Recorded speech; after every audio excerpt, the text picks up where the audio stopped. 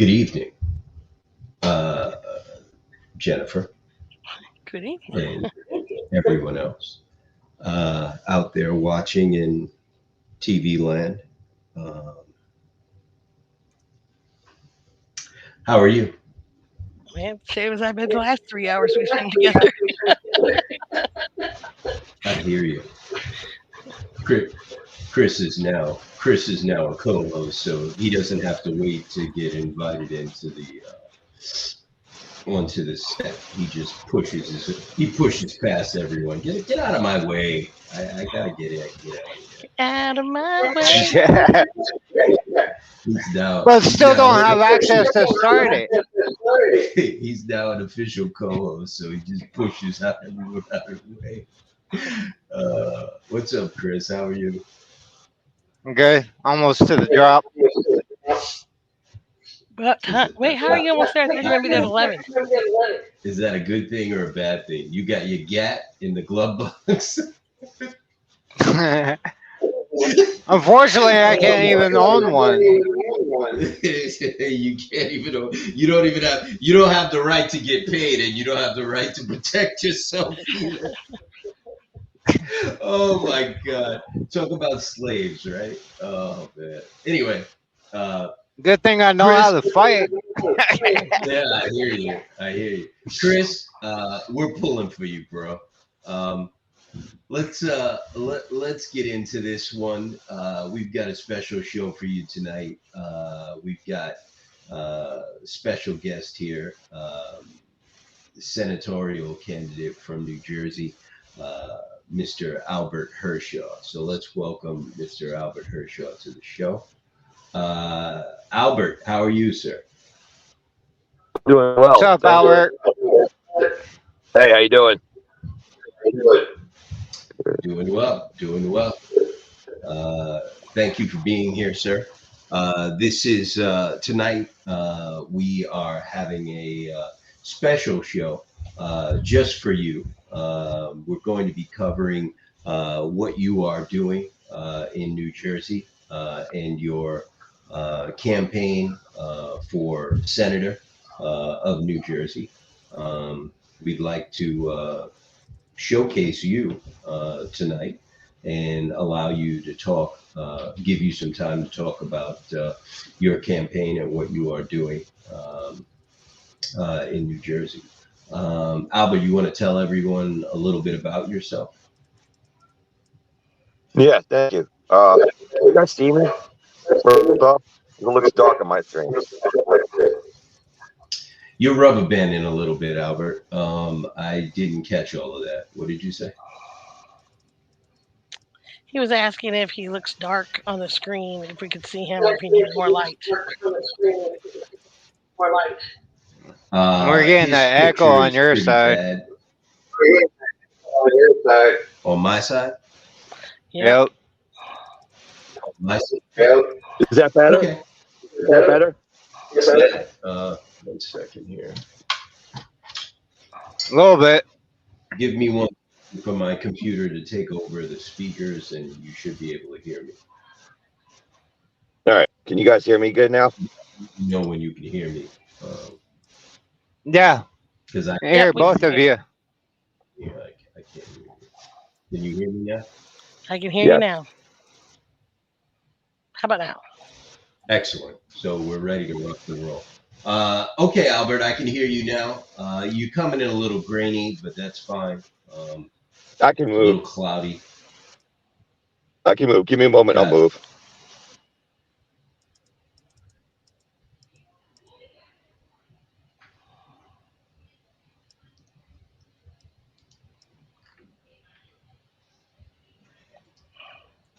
Looks like somebody has him locked in the basement. Right? What? No, I'm in my truck. Looks like. So Oh, is that what it is? It looks like you're locked in the basement, nah, me and my truck. and just with the little corner light. No, that's my headlights. my interior hoods. Right. So that's later. Well, I'm sure it's much more important that we hear you than see you. Not that we always Yeah. love to. definitely as long as we can hear you, we're good to go. All right. I'll find it. Yeah, so I'm Albert Harshaw. I am running for U.S. Senate seat here in New Jersey um, against Bob Menendez. And as far as my history goes, I've served my nation a long time. I started out at 16 as a probationary member of a fire company, worked my way up to fire academy, confined space search and rescue, um, hazmat state police, state OEM, fire code inspector, and I joined the United States Navy, Bosnia, Slovenia, Croatia, then boots on the ground for Iraq, Kuwait, Cuba. I put trains on the railroad and passed transit system in New Jersey and also in New York City. Um, I've been working for a long time now with NOAA. I've actually had some legislation that got seen. Hopefully soon will be acted on for the truckers. Um, there's a lot to be done. We need to once we get in, one of the things I've been building coalition for is to rewrite the MCA. I've written it. Have read much of it and all of it. I also read the T Act. I also read the MAT 21 and the actual CFR. Some of which I was able to use. We found stuff that most didn't know about, stuff that was old. People probably forgot about, and we used it to write the legislation to help the truckers out. And it's stuff that's still on the books for you guys. So it matters. And transparency 49 CFR 371.3 is just one of the many issues that need to be fixed and updated. Technologies outpace what the law allowed for. There are many more. There's many more outlets than there existed when they wrote the law. So like the brokerages and things like that. And they also just got done leveraging transparency against search. And hopefully it's just not a placebo because they need to leverage against many, many, many more. Taxes got an issue now that's coming up, which I'm in the middle of writing an op-ed for. This year, they're going to start rolling out driverless trucks, EV trucks. I have a personal issue with that. I don't like the idea of so much weight at such a speed being unmanned. It takes away from the ability to make that snap critical human decision. A machine can't make a human decision, nor can a machine distinguish between a child and a deer. And the fact is, look, without drivers, we don't have a backbone. Drivers are the front line. They're not just transportation. They're just not supplies.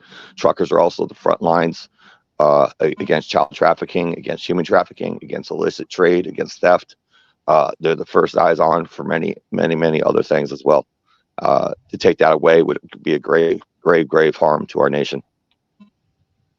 And that's just on the trucker issues. And since we're on no, I'll leave it there. Thank you, Albert. Do either of you have any questions for Mr. Harshaw? Chris, Jennifer? I'm good. Well, so Jennifer knows I'm not just somebody who decided to stand up and make a run for this office, right? I'm actually high decorated. I have 2 distinguished service medals. I have a congressional letter from Congress, from my congressman. I'm highly decorated. I ran the Port Mina Al-Shweba. I personally am responsible for the movement of 300 million barrels of crude oil. So I know what energy independence is. I know what it looks like. I actually affected it. So if we're going to have people in office that are going to help us working folk, because I'm a working guy myself, we need people who understand the nature and the beast of what it is. And I do. I used to test that stuff even, right? I did the chemical analysis for it because I was the guy who had to certify that stuff, right? I'm talking about the flame test. I'm talking about centrifugal purifier for the separation for contaminants and water and all that other stuff. I did the chemical testing for purity, and I certified not just crude oil, but I also certified aviation, JP4 and 5, which is one's helo and the other one's aircraft avionics, and diesel fuel and marine for shipboard vessels.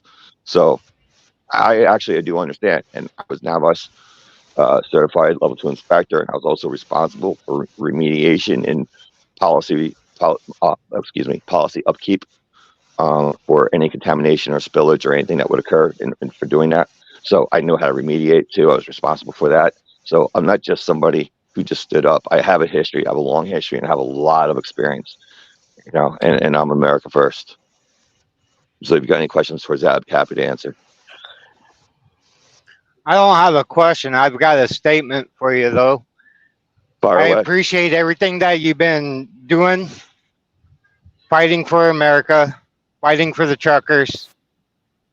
I see that your heart is actually in it because you're actually doing the research. That's what all these politicians should be doing, is doing the research. Exactly what you're doing. That's why I believe in you. Keep doing what you're doing. No, thank you. And you know what? One thing I've learned in my life, you have to read in. You can't talk out of your ass. If you don't know the subject, you can't help. There's a saying we had in the fire service: you're part of the problem or you're part of the solution. If you don't know what's going on, you're part of the problem. If you can't help, you're part of the problem. So being part of the solution means doing homework and learning things. Exactly. And that's what you've actually shown and proved. And I appreciate it. Okay. Chris, do you mind if I put this letter on the screen?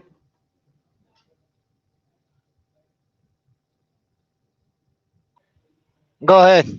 I was trying to get the mic open. My GPS is going to be going off quite a bit, so I'm going to mute the mic.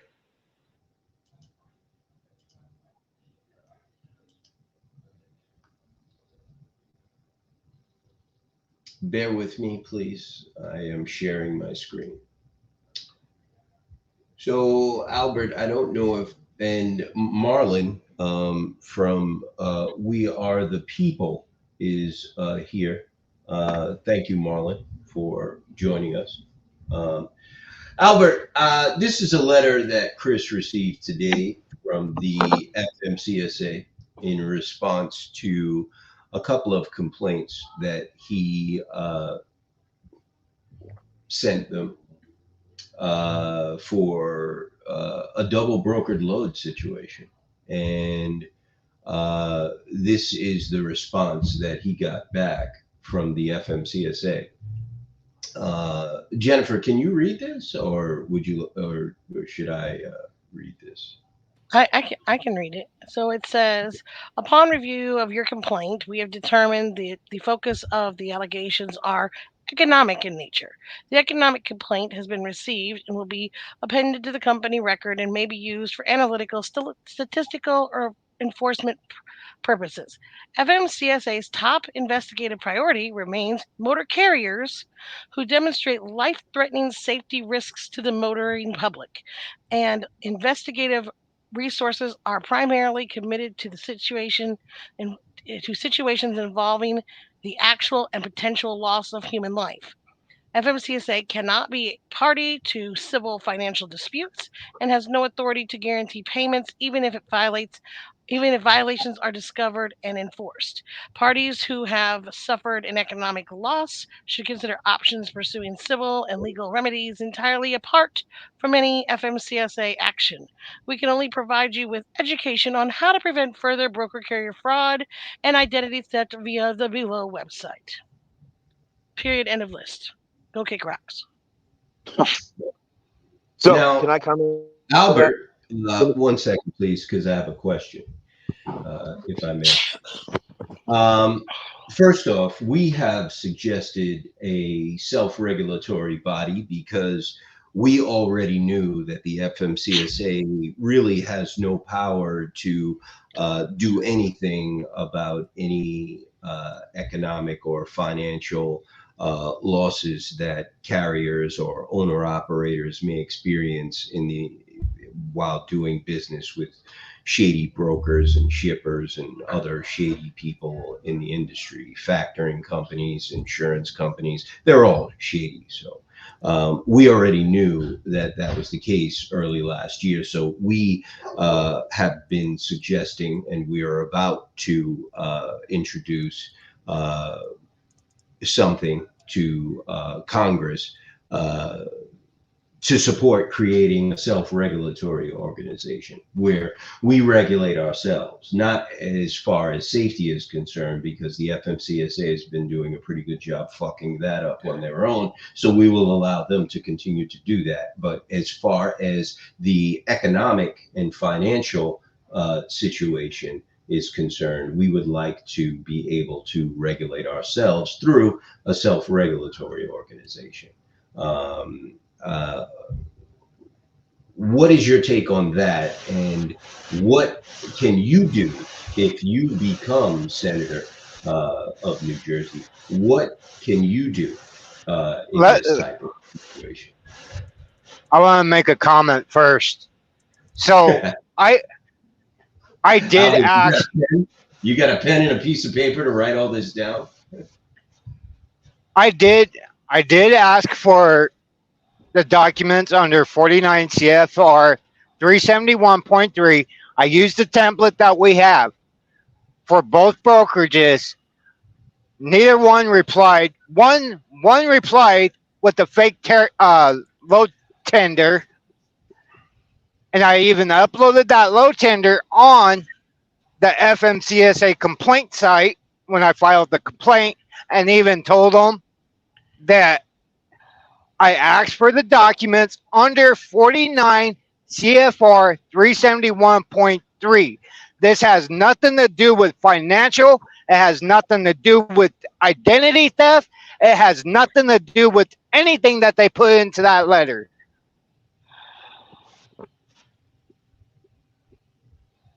I'll leave it there. Albert, you have the floor, sir. Yeah, 2 parts, 3 parts. One, Mike, when you get a chance, email this letter to me. Number one for discussion. This letter is I'm looking for the word. Is foundationally incorrect in the method in which. Albert, you're rubber banding, bro. No, I was speaking slow. No, I was speaking slow. Oh, okay. Manner in which this letter was written is grossly incorrect. It is foundationally wrong. It is within the BFR specifically stated that the Transportation Board Committee is issued every year since its foundation in 1980 when the MCA was passed a $3 million a year stipend to oversee, manage, and in effect the law. So, Albert, I think Albert. What you're saying is very, very important, and I want you to be heard clearly. You are rubber banding. You're going in and out. Actually, Mike, you are too. I don't know if it's your connection or whatever, but you're scratchy too, just like him. I'm gonna go upstairs near my modem and find out who's standing next to it. You could be correct, Jennifer. Go ahead, Albert. Please right. Try again. Mike's coming in clear. Albert's No. kind of in and out. Bloody hell. Can you hear me? I hear you now. Okay. All right. This letter, in the manner in which they made their conclusion, is grossly wrong on its foundation. Within the CFR, the Transportation Committee and its regulatory authority are stipend $3 million a year every year since 1980 when this was formed. Okay, so they have full authority to deal with this, including legal violations. So for them to say this is incorrect. It's in the CFR. I read it. I found it. I even cited it. All right. So that part. Now, as senator, I would, until we can get a self-regulatory authority, right, I would enforce and insist on enforcement within the law, right? The law says this, you do this. If you break the law, you get this. This is the penalty you incur. But we would have to get an SRA. I think that would be the way going forward. As far as safety, I believe DOT is supposed to be handling safety because they do inspections anyway. So I believe that they have the regulatory authority on safety overall. I think these people here are supposed to help enforce it, but if they're not, they're not. But even more evidence for them to either not exist or be part of the SRA, one of the two. Me, I'm on the side. If they're not doing their job, they're not going to do their job then either. So might as well not have them. But my problem is they're federally stipend $3 million a year to deal with these issues. And for them to write this is foundationally incorrect as per law. The FMCSA's budget is topping around 700 and I believe 80 million. That is the FMCSA's budget, and they asked for more last year. I don't know if they got it. I think they did, but No, I'm talking about the FMC. Transportation Committee that oversees all of it. Yeah, no, you're talking about the infrastructure, the Transportation Committee in the House. Yes, they get a $3 million a year stipend to deal with this. So for the FMCA to say that this is economic is false, because double brokering is clearly cited and stated in the law, and they can't be doing that. And there is an authority to deal with it, and that would be within the Transportation Committee. And the Transportation Committee, from what I understand, and you can correct me, the FMCA was created out of all of that and so they're basically an extension. So they should be handling it. That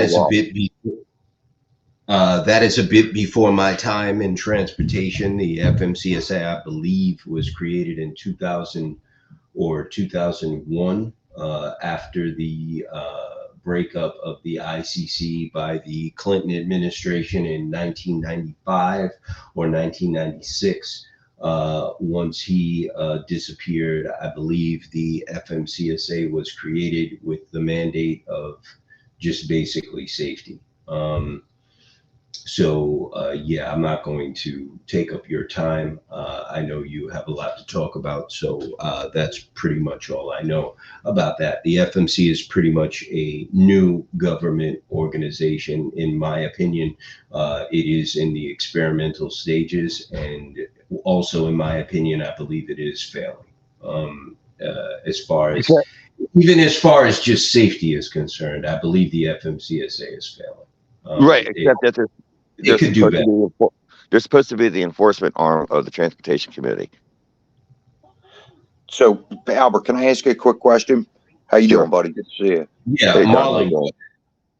Hey, what you said there was a $3 million budget. What was that budget for? It goes to the Transportation Committee so they can manage these issues. They have oversight. They're the oversight committee. They have a $3 million a year stipend every year, whether they meet up or they do not meet. They still get that stipend into the committee, and that committee's responsibility is oversight and management. And it's a matter of law. It's there in the CFR. And Mike, that's the committee that we sat on, the Senate Committee for Infrastructure and Transportation, correct? Yeah. Just so you know, that portion of law takes up almost 2 pages by itself. It's the House committee we sat in, Marlon. Yes, Okay. you are. It wasn't the Senate. Okay, Albert, as far as the SRO is concerned, what we've learned over the last many decades, looking at the financial sector and and FINRA, working alongside the SEC and the Department of Justice, what we've learned is that SROs work. And not only do they work, they save taxpayers many, many millions of dollars in expenses by the industry funding and regulating itself.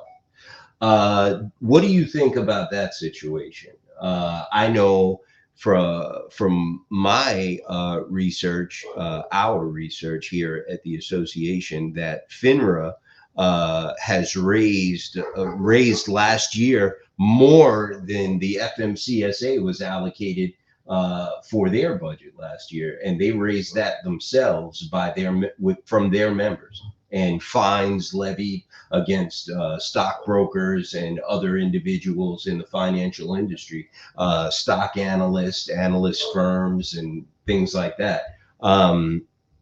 What is your take on that, Albert? Well, with respect to FINRA, beyond self-regulate, besides monitoring and enforcing themselves, I haven't looked past that with them. So I had to look and see how they did their fundraising, and what they did for that. So that part I have to look into. But as far as monitoring themselves, from what I understand, uh, I think they've done a pretty good job from what I see. I think they've had a few misses here and there. Uh, we saw that in a few institutions and crisis and investments over the last 15 years. So it's not a perfect organization. They definitely have room to improve, but I think overall they've had more successes than failures. So I think it's a good model to start from. Mike, I got a quick, I got a quick question for you, and Jennifer's in the room too, and Chris, how you guys doing? Is there another example of an SRO in another industry that you can, look at, or what the advantages were, or like you said, what was the taxpayers' exposure? You know what I'm saying? Like, what other example could we use for an SRO in another industry? You know what? When I went through the SRO, I actually wrote up something for the SRO, and I did give it to Mike about it, and I wrote it from scratch.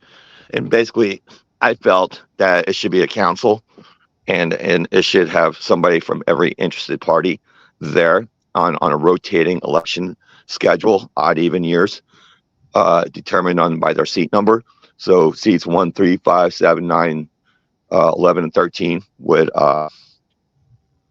be voted in every 2 years on odd years, and even seats on even years. This way you could avoid corruption, and this way you'd always be replacing the people on that council. So that would be done on a schedule, and those seats would be selected from their own members. And I also put in that once you did your term, you're ineligible to sit in that seat for another 2 cycles. So you're once there every 6 years. You get to do 2 years basically. So I think we should start there, and I think they should be given the power to work with law enforcement to go after violators in their offices, like double brokers, so they can get the books before they're destroyed. I think they should have the power to levy fines, against drivers that violate, against brokerages that violate, and against shippers that violate. And they should also have the power to any serious crimes be related to law enforcement if needed. Something similar to the Cattle Association. Well, I'm going to take this off the screen. Marlon, is it all right if I take this letter down off the screen? Does anyone want to address this letter again? Well, hey, I'll be honest with you. I know Jennifer read it. What is your final recap on what that letter says, Mike? If you don't mind giving me a recap. The letter is Kick rocks. it's not surprising. We always knew that that's the case. I mean, yes. You're on the phone? Yes. Okay. I'll be right there. Okay. The letter is not surprising. We always knew that the FMCSA was only concerned with safety issues, but they are in charge of things like this as well. Not officially, it's not written into anything really from what I've read, but there's always been a regulator, and right now that regulator for the trucking industry is the FMCSA. So is this correct? Yes and no. Remember, the FMCSA has no teeth. So even if this broker was found guilty, there's nothing the FMCSA really can do about it.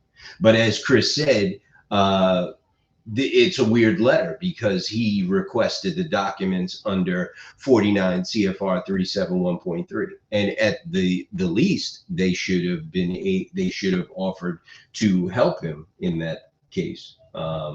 It's a mess. I have escalated it to a supervisor. So did Chris. We were on a conference call today, and I called my people at the DOT to try to get to the bottom of this. They didn't call me back yet, so we're waiting for a call back. It's So confusing. basically, there's another oversight problem where, you know, now you're identifying what governing body actually is controlling that FMCSA, and somebody has to have their feet to the fire. That's what I'm saying.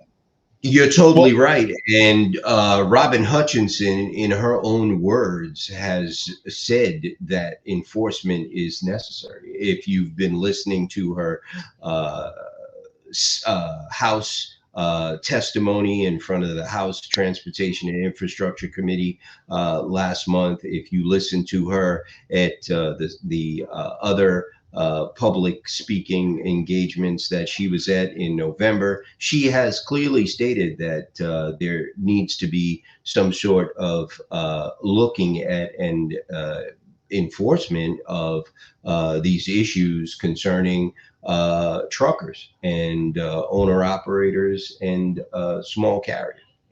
Well, the She problem basically is, said, so, you know, I don't understand this letter. The only thing I can say is if you look at the top of the letter, you could see it's coming from the Kentucky division office, which I don't, you know, I understand why they would send this complaint to Kentucky. They don't have the manpower in Washington to deal with all of these complaints. So they shucked it to another office, I guess, in Kentucky. But our dealings are with the Washington office. So we reached out to the Washington office for clarity on this today, and we're waiting for a call back. I believe that this is where one hand doesn't know what the other hand is doing, to be quite honest with you.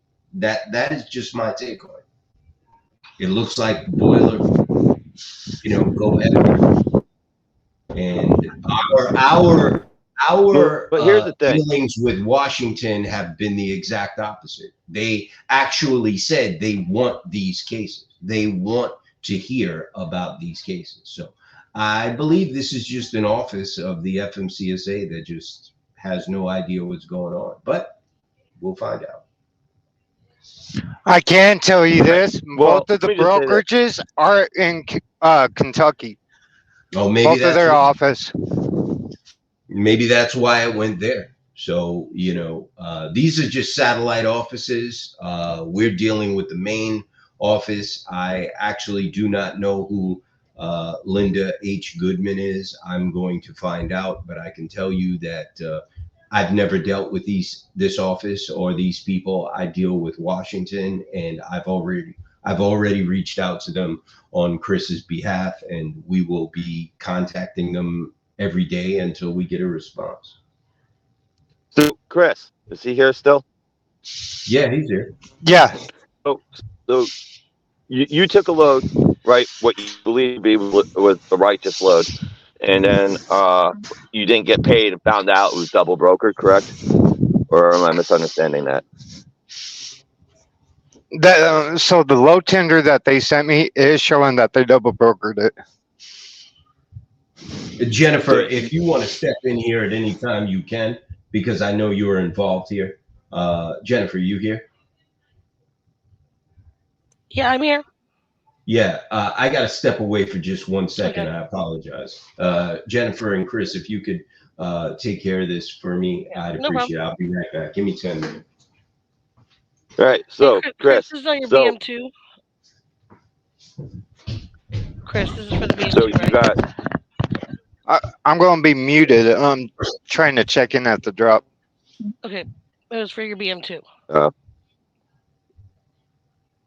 I think that's the one he's talking about. no. I Yes. was So gonna he ask, basically, Yes. so he got this load, and when he got this load, he sent them an email with his, that he was loaded and whatever, and almost immediately they started blowing up his phone saying, give us the seal number, give us the seal number, which is really kind of odd because he sent the seal number in his confirmation, his pickup confirmation. So he was a little bit confused at first, stating like, well, like, why would you be asking for this if I just gave you this information? So that was the first red flag that he had. So he reached out to me and said, hey, I think we need to check into this because, this is it. they're asking me for a seal number, but I just gave them the seal number that's really off. So that was the first thing that threw up a red flag for him. So then I was like, okay, we can check into this. So then he gets to the receiver the next day and he goes to check in and they said, are you with this company or with this company? He says, I'm with neither company. I'm a live unloaded. He said, we don't live unload these. He was like, a what? Excuse me? And they were like, yeah, we don't live unload these. So yeah,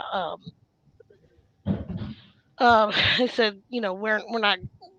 He went to, so he's still checking in. So he didn't unload immediately because he called me to verify with them. I went to verify with the broker. That broker was quite upset with us for not just checking in and just going with the flow of things. So he says, well, Well, I said, go ahead. I didn't get a question. Did you have a of question, Albert? course, they're going to give you. No, I was Yeah. listening. I Okay. didn't say anything. Marlon. Oh no, I'm sorry. Yeah, so we call them up and they're like, what do you mean, you're not dropping this? I said, well, there's a little bit of confusion here. They think that we're a drop trailer. He's like, no, we have a live unload. All he had to do was call and ask, and we would have got the tender down to him. And I was like, yeah, but they were asking if it's with this company or this company, so there's been a disconnect here. We're just trying to match this stuff up, yada yada. And this broker went apeshit ballistic, and he was like, "What do I have to do to get Chris Bennett out of my life? I don't ever want to see this driver again." He's like, "He's just been a thorn in my side all day, and he's not doing what he's supposed to be doing. Basically, blah blah blah blah blah." So, and I was like, "Well, I'm sorry with all the fraud that there is in the industry right now. I'm sure you can understand. We preach to our association members that you need to verify everything, especially if anything kind of gives you a you know a bad feeling." I said, so that's all he's doing is just confirming. And he was like, and so I was like, so how did you get this load? Because this load came from McCain. And he was like, well, we got it from our customer. And I'm like, who's your customer? And he's telling me Armada somebody, and they're the biggest 4PL in refrigerated frozen foods. I can't believe you don't know who these people are. I was like, nope, don't know who they are. I've never heard of them. So he was just really belligerent with me, and he just kept saying, "Well, we just need to hurry up, get this unloaded, and get this guy out of our life." And the way he was just trying to rush us out the door, rush us off the phone, rush us to get this delivered. It was sort of like he was trying. Look, you've already created enough ripples before you figure out anything else. I need to get you off this phone. So, you know, I said, look, we're just trying to make sure he's going to get paid. Look, he's going to get paid. He got his manager involved. They got their legal team involved, saying he's going to get paid. So fine. So we went ahead and dropped the load. They sent the live tender down. It didn't seem to be an issue then. And so, we just wanted the transparency on this to see how this load got to them, really, because it seems a little shady. Um, just by the way, he was rushing us off the phone and not really wanting to talk to us, and trying to be so Did adamant you about ask for the how. authority? Did you ask Sorry. for their authority? Did you ask for the authority number from the one you were talking to and the I mean, authority from where they got the ship load from? yeah. I mean, you're talking about like the MC number authority. Yep. Yep. Yes, we did, and I don't know that Armada or McCain, either one, has an authority. I mean, if they're, it sort of seems like McCain is a shipper that Armada uses. does. They are a Okay. brokerage. Okay. So Armada has a broker. So that's another thing. That's right, because that's why we said, okay, well, it looks like it's double brokered. It's not double brokered. I do 250 of these loads a month. I said, so you're double brokering 250 loads a month. I don't know. We're just trying to double check, basically. So so he was just, they just were kind of real chased about things, Hey and it just, Jenny. yeah. Well, them Hey Jenny, rushing can you you do me on a out of massive there. favor? I mean, that's a sign right there, isn't it? Hey Jenny.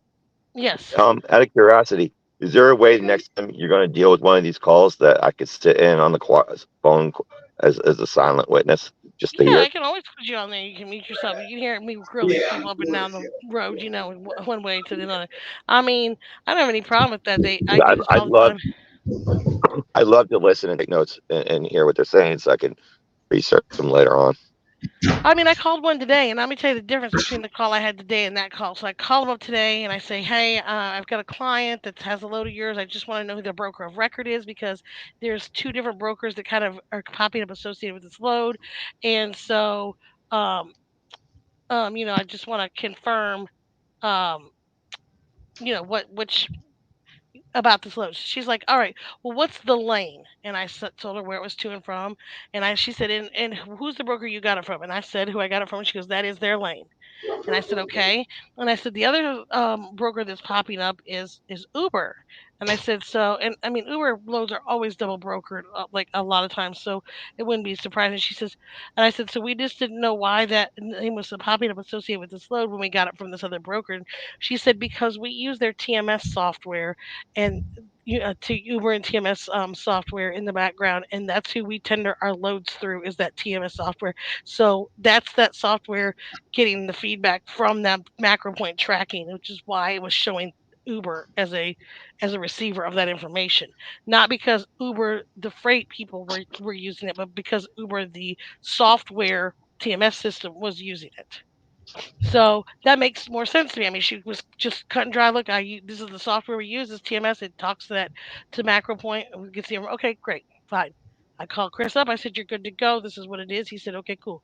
But it was so much more of a different conversation talking to her than it was talking to this other guy who was belligerent, yelling at us, trying to hurry and get us off the phone. Go away. We don't want to talk to you. I just want to let everybody know that Dan Davis is in the house. Mr. Davis, are you there? Quit talking about Dan, guys. Quit talking about Dan. Dan is here. Dan? Okay, Dan is here, but he can't talk, so that's a good thing. He could just listen. So we can talk about him. So let's talk about him. Let's switch gears here a little bit, Mr. Hershaw.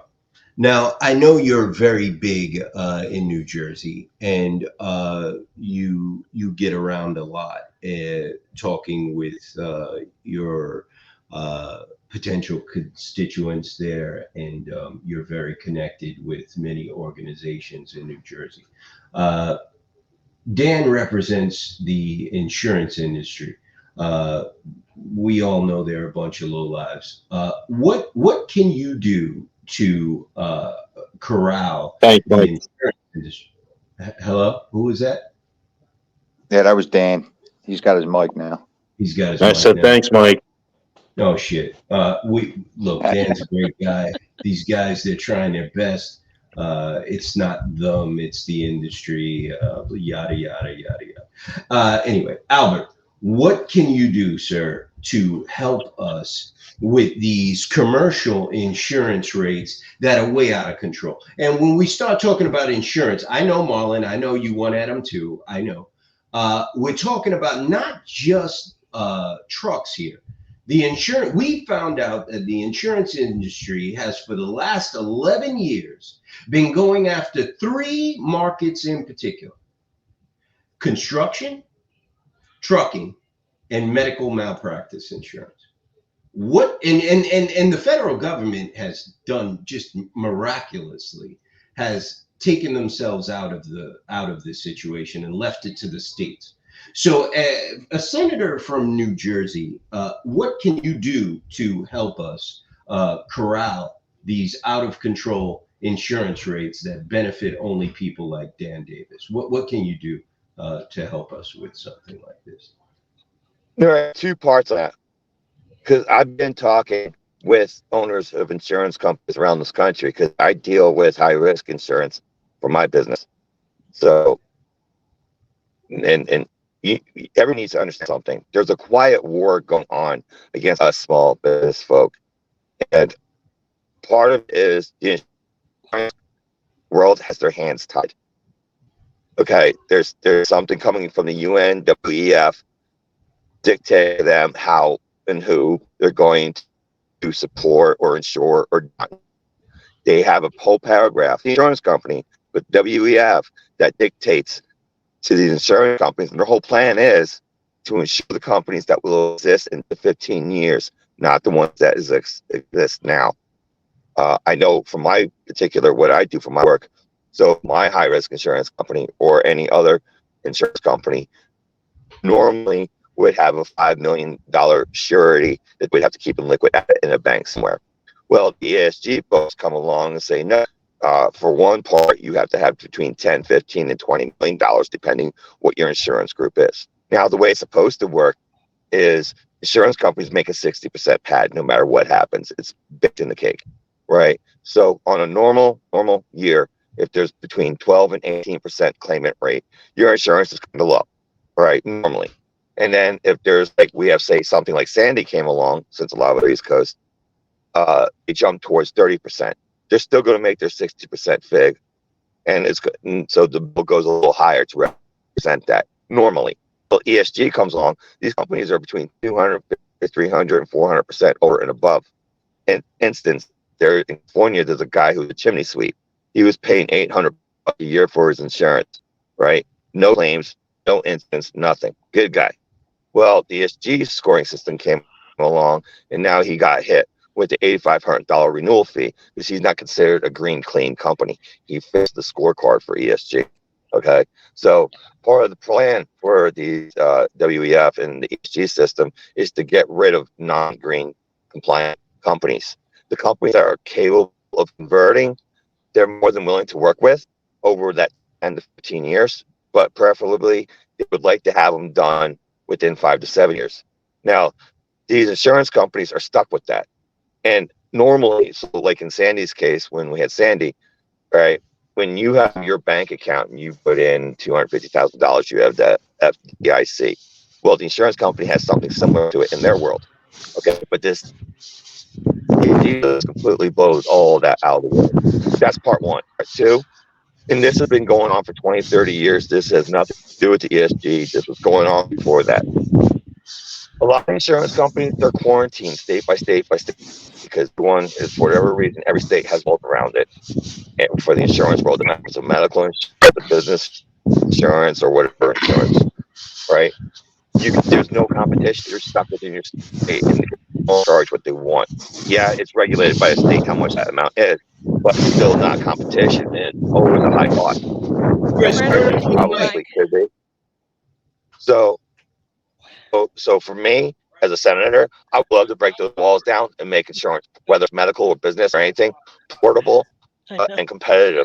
I think you should be able to shop out and compare rates and think, the market should bear it. I don't think a company should have leverage over so many people.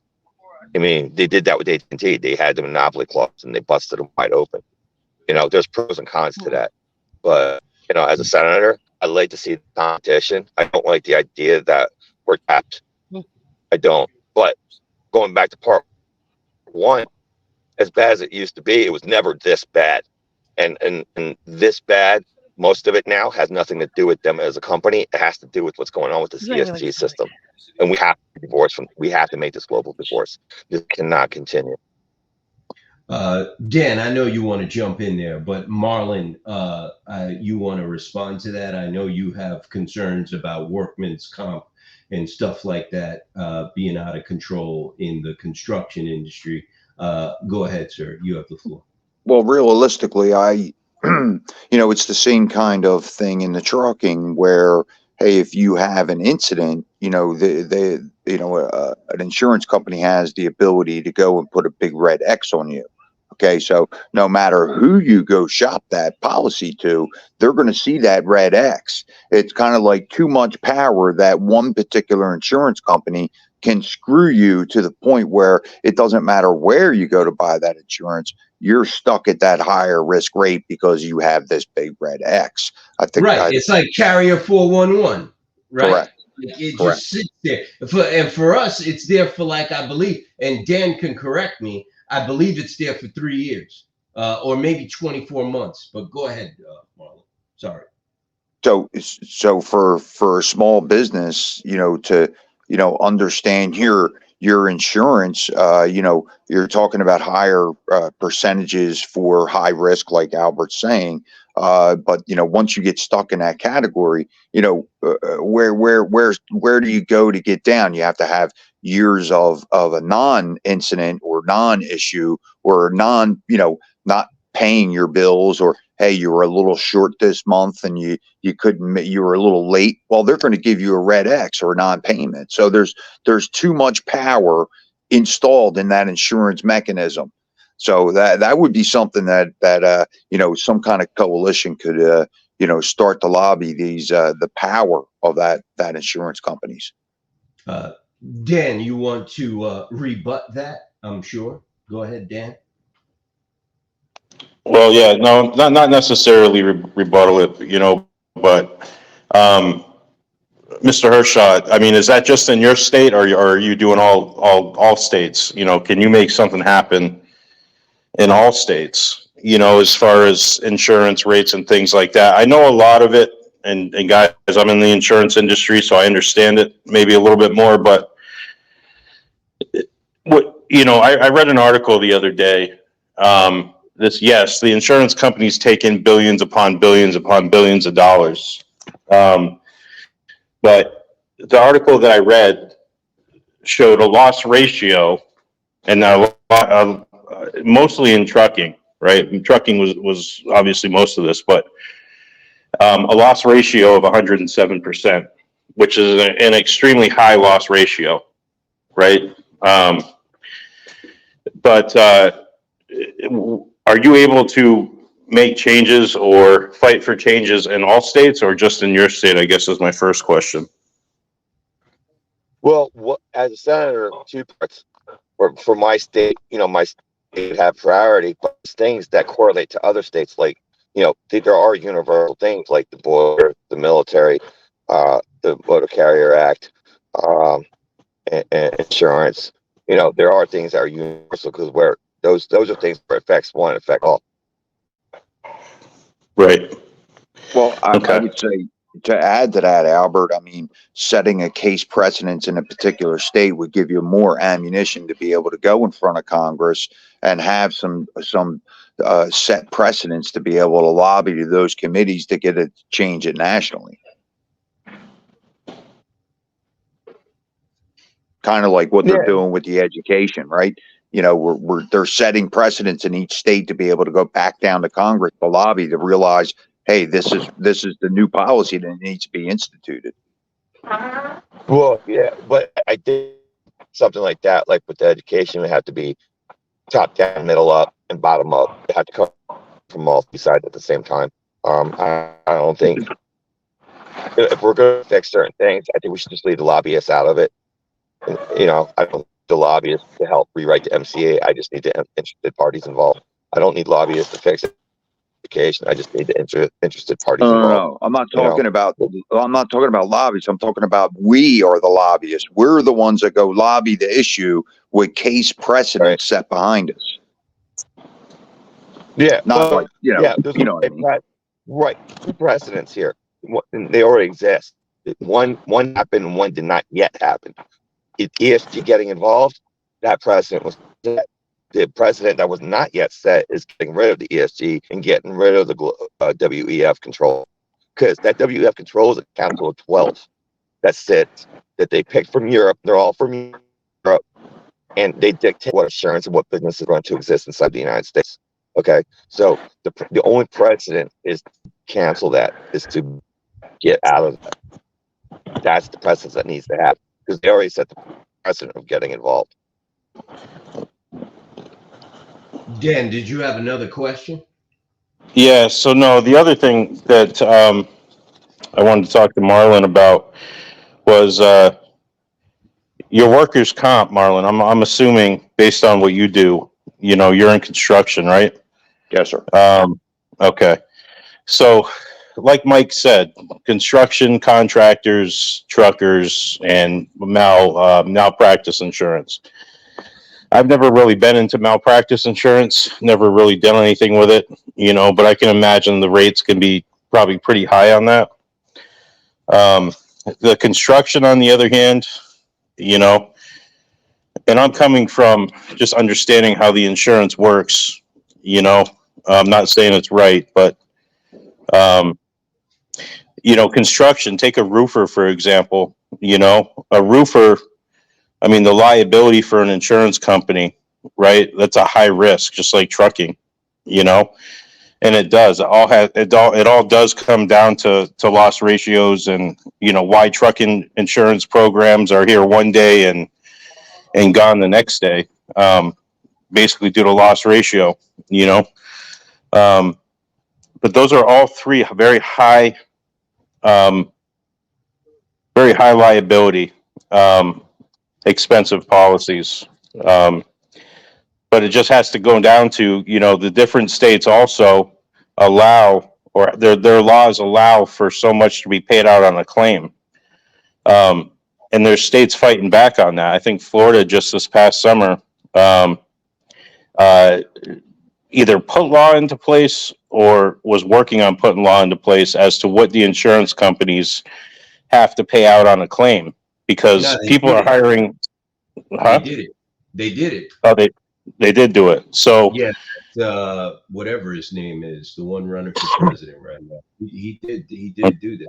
He put a cap Yeah. on the amount of money that can be paid out on a insurance claim and the lawsuit in a lawsuit. Right. Dan, do you write? Oh, I'm sorry. Dan, do you write workman's comp for construction guys? I have the capability. I mean, the Byberg's probably the best option. Well, like you gave an example of a roofer, framer, these guys pay a higher rate in workman's comp.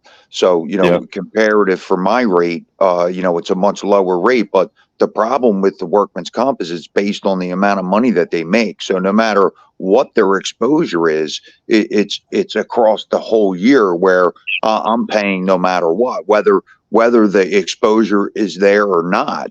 I'm still paying, a higher rate. And then also it's the same thing with the framers or the roofers. The framers aren't always doing high work, so their exposure is a lot different as far as their rates that they pay. And remember now, that's on an estimated basis, right? So you're paying your workman's comp and their income from the year before, so you're prepaying it. Okay, if you have a problem and you're not making them the right amount of money to be able to cover that workman's comp, that's based on last year rates when you made twice as much money. Right. Yeah, it is. It's based on payroll. Right. Yes, sir. Yes. Yep. Well, here's the problem I have. Well, here's the problem I have. Albert, 1 second, Wait. Albert. I want to say to you, Albert, that the person you are running against currently sits on one of the most powerful committees in the Senate. The guy whose seat you are trying to take, he sits on the Finance and Banking Committee in the Senate. And they regulate insurance, sir. So, and here's the problem I have with these insurance rates, and I've argued this for a long time. Was it 15 years ago? 14 years ago now. I accidentally online came across an insurance symposium, and they had publicly broadcasted their insurance calculation, work cost, labor cost, and material cost calculator. So I had my hands on that for a long time, and I've always kept it and always used it. And I even spoke with them, and when I called them up about it, and then they're like, "Well, no, you got it. Just don't broadcast it." But they were supposed to be out for the public. My problem. So I know firsthand. My problem with these rates is what the insurance calculates out on a claim is far less than what we pay out in insurance. It's upside down. So the insurance calculator is based on 7 to 8 years old labor rates that this anymore today. So it's always 7-8 years behind. So whatever the labor rates were then, it's what's going to be infused in the calculation now if you make a claim today, right? You mean using their metrics, how they measure that? You mean? And the only method you have to correct it is if before you make the claim, you purchase the materials and have the work done, and you have to have the receipts. Because one of the things they do is they don't go to the material supply house that's nearby you. They drop the lowest three costs in the state that you live in. So you could be 2 hours away from where they find it, right? But what they don't calculate in, which the calculator does not provide for, is the fuel and labor cost to go get the material, right? So those are things that I actually argue about, and I've actually been successful in my business with that. Because I've been able to get the higher rates. I've been able to demonstrate on paper what guys get paid, what the material rate is at the provider that's nearby, what the fuel costs are. And in some cases, it actually saves money because the fuel cost is less. But there's all these different metrics that are involved. You're going to have to combat it in order to come out with something favorable as a contractor or a homeowner. Otherwise, both are getting screwed. They try and force the contractor to do it at a cheaper rate. And that's all black and white. Yeah, but Albert, the problem is I'm paying on an estimated rate from last year. And if I have a problem, business doesn't go well, you wonder how guys get behind, right? This system is not set up for any continuity between the buyer of the policy and the owner of the policy. So, Marlon, why is it? Go ahead. Marlon, why is it an estimated premium? I mean, you get audited every year, right? I do. Then you do your audit paperwork. Your audit paperwork. Yes, sir. But that's when they derive on how much money that they made, and they estimate my following payments till the following year when I get my insurance audit, and that's what I'm paying on. So if I have a bad year, Dan, I'm not going to make my insurance payments. It's set up wrong. You understand? Oh, I get what you're saying there. If you have a bad year and maybe you don't have as much work or something like that, your payroll isn't as high, but and I understand what you're saying. They're estimating it. Yes. And they're charging you throughout the year. And then, if there is any money owed back to you, you have to wait a whole year to get that money back in your pocket. That's right. Yep. I get what you're It's not saying. going to help me in another year. I need it now. Right. No, I get what you're saying. So that's why Mike starting. I'm sorry, guy. Yeah, no, I just picked one segment of what's going on with the insurance, right? And explaining how it also affects you as a contractor as well. Because so if take a repair job from storm damage, right? They're not calculating on current premium, they're calculating on a labor cost that's 7 to 8 years old. And they're looking for the 3 cheapest material providers in not your area. Because I know a lot, because depending where you live, some prices are higher and some are lower, depending where you are, right? So those things are stacked against us as well. You have to be aware of that. That's something right. I found by accident and have been able to use it to my advantage. But the other mechanism, which it should be fixed, you can also what's called there's another kind of estimation you can use for your bill. If you can go back 3 years and show that if you can categorize the jobs that you do, right, and if you can show a depreciation in those jobs, you can project the next year, I'm going to be doing this particular job this many less times, and get your bill based on that as well. That's another trick you can use. Not trick, but tool.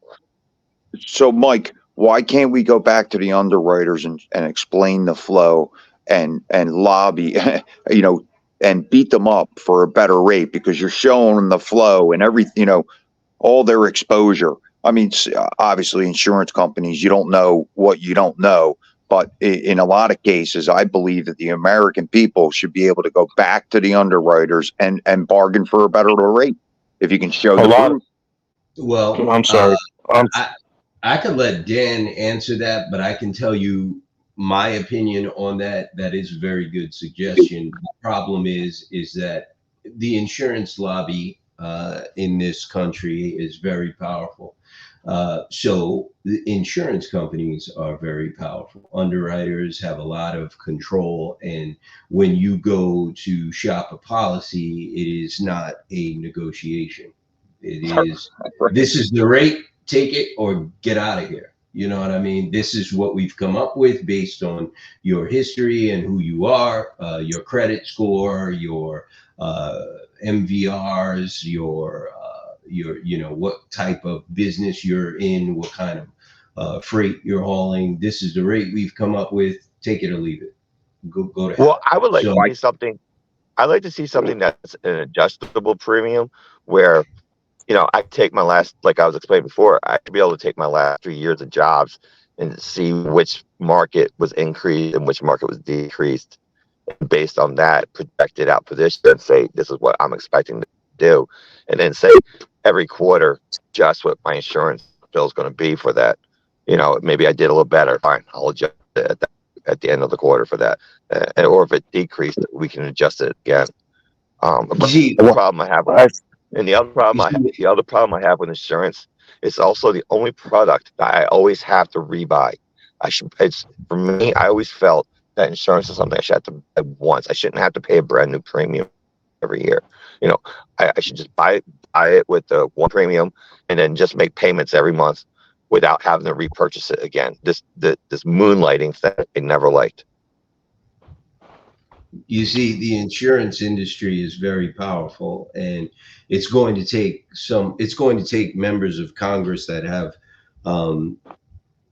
the backbone to go up against the insurance industry. And that's the reason why I think it's a good idea to speak to Albert about these issues, because at the end of the day, that's what this all boils down to. That's what is the issue here. It's about lobbying. Think about that. Well, Hey, a big part. Albert, Oh. Albert, I hold know on one Dan- second. I- Albert, I I'm know- sorry. Hey, I know Dan. I know Dan wanted to say something real quick, Marlon. Go ahead, I'm Dan. sorry, go ahead. Hold on. Yeah, a big part of it, you guys, is claims, right? And that's why these states are starting to step in. You know, Florida, just like New York, I wouldn't even say California is as bad as Florida. You know, Florida and New York are probably the two worst states when it comes to rates, right? But that's why these, you know, Florida, for example, stepped in and said, "Hey, these claims are getting way out of line." You know, I know one company, Canal, for example. I had a guy that clean record, no problems with his MVR. You know, cab looked good. You know, he was perfect, and he was coming up on his 3rd year renewal. He had been with me a few years. You know, no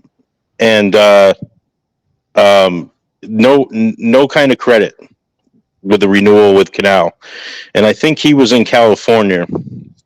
But California, Georgia, and Florida, Canal is not offering any kind of credits on renewal because attorneys, ambulance chasers, I see it all the time on Facebook, you know, going out there. And I mean, yeah, insurance is meant to pay if you're really hurt, right? But people are taking advantage, and these attorneys are getting way more money, you know, than these policies are even worth, you know, than they should even have to pay out. So that's why these states are fighting back and trying to do something about that, because if they can reduce the amount of claims or the amount of money that's paid out, you know, the rates can start to come down, you know. Yeah, that's what I wanted to say about that. You know, I mean, that's a big issue. Dan is totally right on from a trucking Yeah, standpoint. and going with that, From a trucking there should be standpoint. limitations on how much a lawyer can make. I mean, but I just want to backtrack. But think about it: insurance is the only product you buy again and again. I buy a car, I buy it once.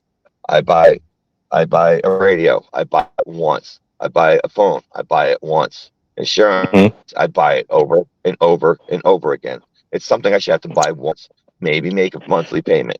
I could see that. I shouldn't have to have it like Well, that. here's the thing with that too, right? I mean, say for a trucker, their rate is, I don't know, 15,000, right, for the year. And obviously they rate you on radius, or even a personal lines policy where they say, okay, how far are you driving back and forth to work every day? You know, they're rating you because the more you're on the road, the higher the risk, right? So if you're paying $15,000 for a year of insurance in a package, you know, and they're covering you for $1 million in coverage, right? If you think about, if they're already truly at 107% loss ratio, they would be going out of business left and right. So they're a business too, right? And they want to stay in business. So it's the same thing. So if you're saying, okay, pay us 15,000, if God forbid something happens and we end up paying 500,000 or $1 million out, you know, that year, that, you know, that's why the premium. And I get what you're saying. I don't want to pay I pay $1,500 a month and I sit in a building all day just in insurances, you know? So my job or my business is not even a high risk business. Workers' comp is like 4 cents or 8 cents or something like that per $100. I mean, it's cheap for workers' comp. You know, it's still 800 or $1,000. You know, but I'd avoid that. no, I'm Hey, sure it well, is. Yeah, listen, no, this is I'm sorry. I'm sorry. Yep. Hey man, I gotta step away, but Mike, thanks for having me up. Albert, it was good to see you. Dan, Jen, Chris. And you too. See you, Marlon. We'll see you tomorrow. Marlon, I want to talk to you. I want to talk to you about that a little bit more too, bud. Because you know, if you've had no claims, you know, if you're clean, and you have a good mod, like I don't know how many years of continuous insurance you've had, but 24, you know, buddy, 24. yeah, I mean, you know, Never a depending claim. on what's and you're clean. I mean, Never it a depends claim. on. Oh, never a claim. Never.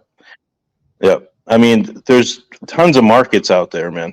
You know, especially for workers' comp, even contractor or whatever, you know, whatever it should be that you do or you primarily do, you know.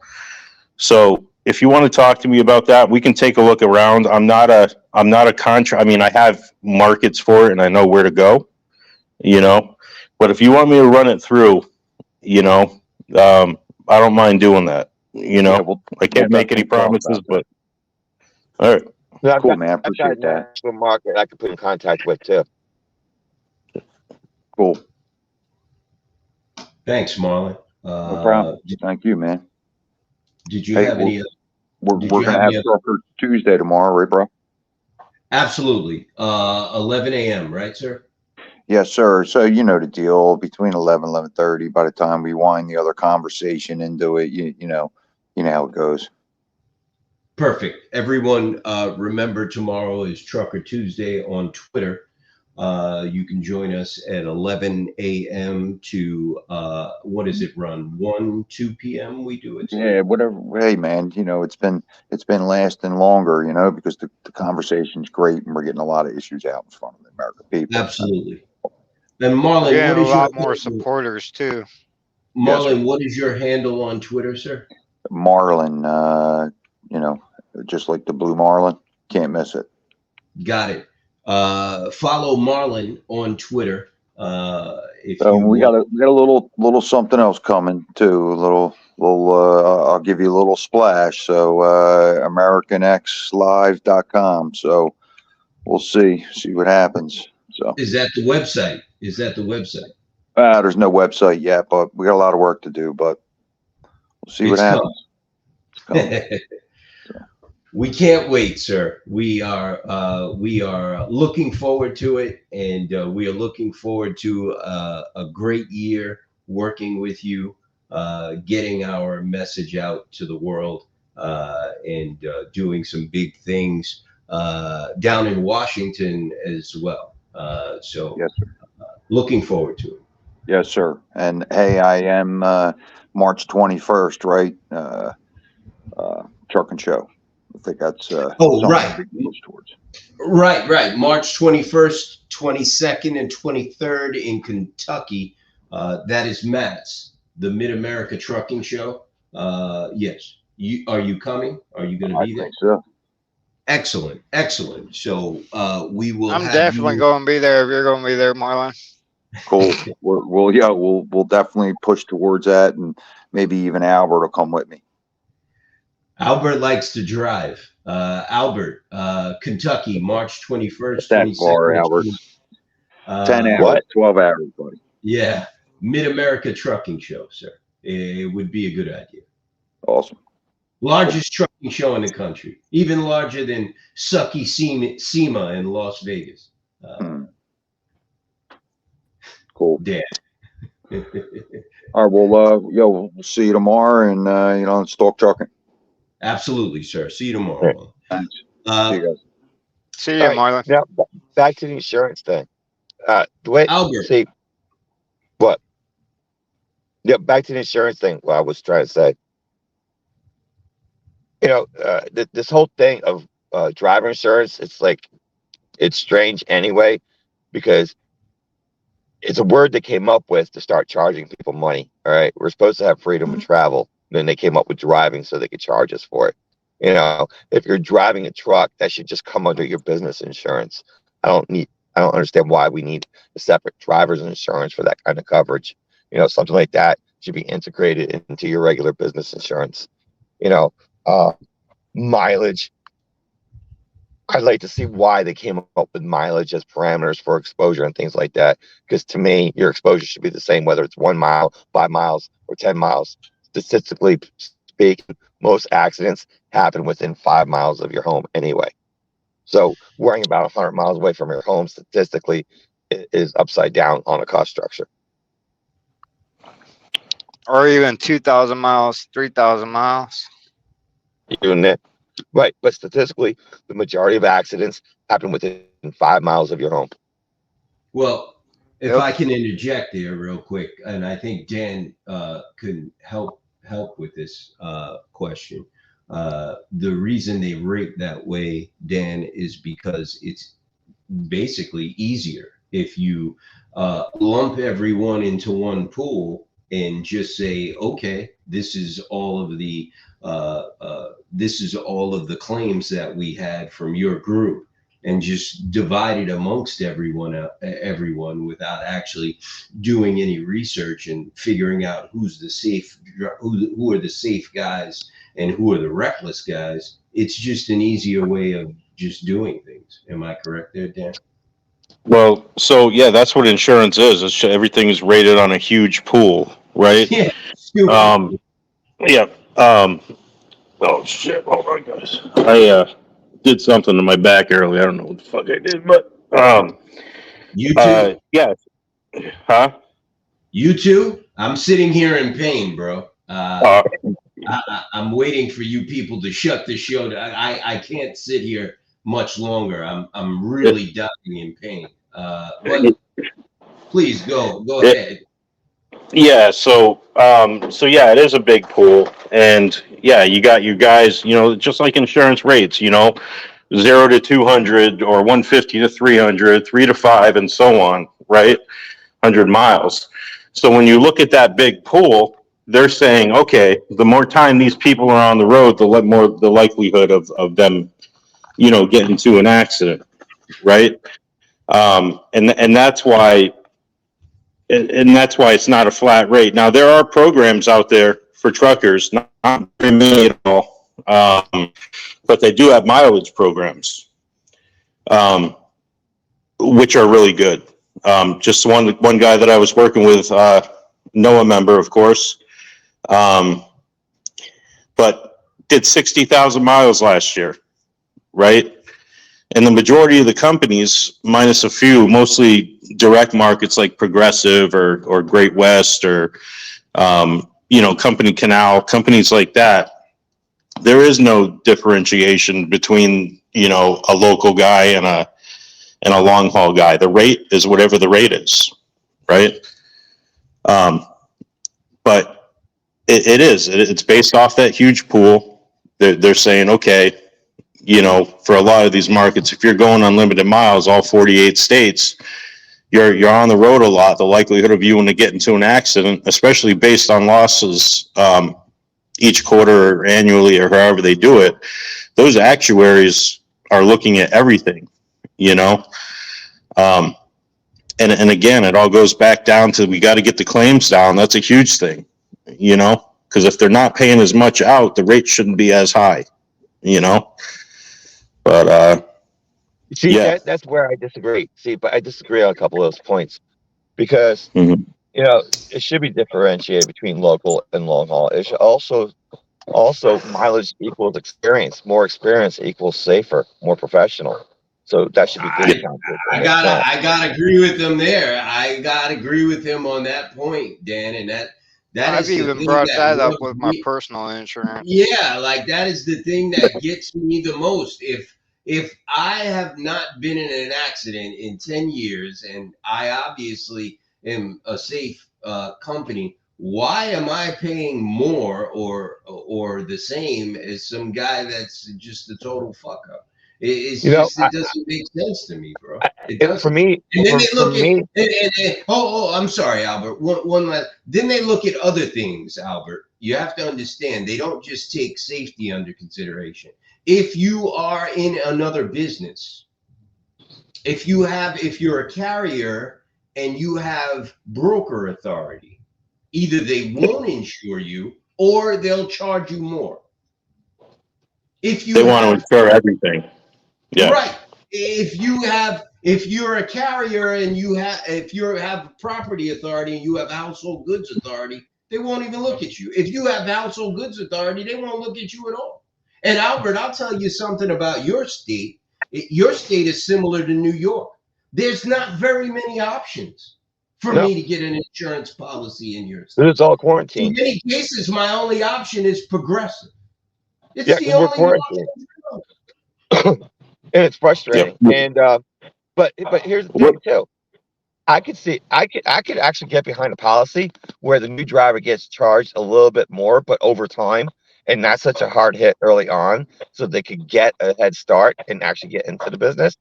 But over time, your rates should decrease, because if you're driving mileage, it means you're safer, especially if you haven't had anything. It also means you have experience. These things should be discounted. And two, I'm more in favor of flat rates. This whole weird calculation is designed to keep people getting paid in these backroom lobby deals or backroom whoever deals. That stifles our ability to make money. And that's the problem. That's one of the things I'm fighting. I am so sick and tired of people putting a thumb on us working guys and making it harder for us to make a dime. Have you gone to the grocery store lately? I did. I bought 7 items, $45, right? It should have cost me 15 a few years ago. Yeah. Just one example. I mean, this is out of hand. We need to get legislation fixed so it works for the working guy, so it works for the middle class. This idea some rich guy somewhere in a dark room somewhere can make all kinds of money because he feels like coming up with some magical mathematical calculation that makes no sense to anybody else. Math should make sense to the dumbest guy in the room. That's military common sense. Well, Mr. Hershaw, too, think about, and they do. They have flat rates, right? Say you take a truck. I got an AL quote, auto liability quote earlier from one of our guys. 13.5. That's the lowest, and this company was Trisura. They are A-rated. They're not admitted, but they're A-rated.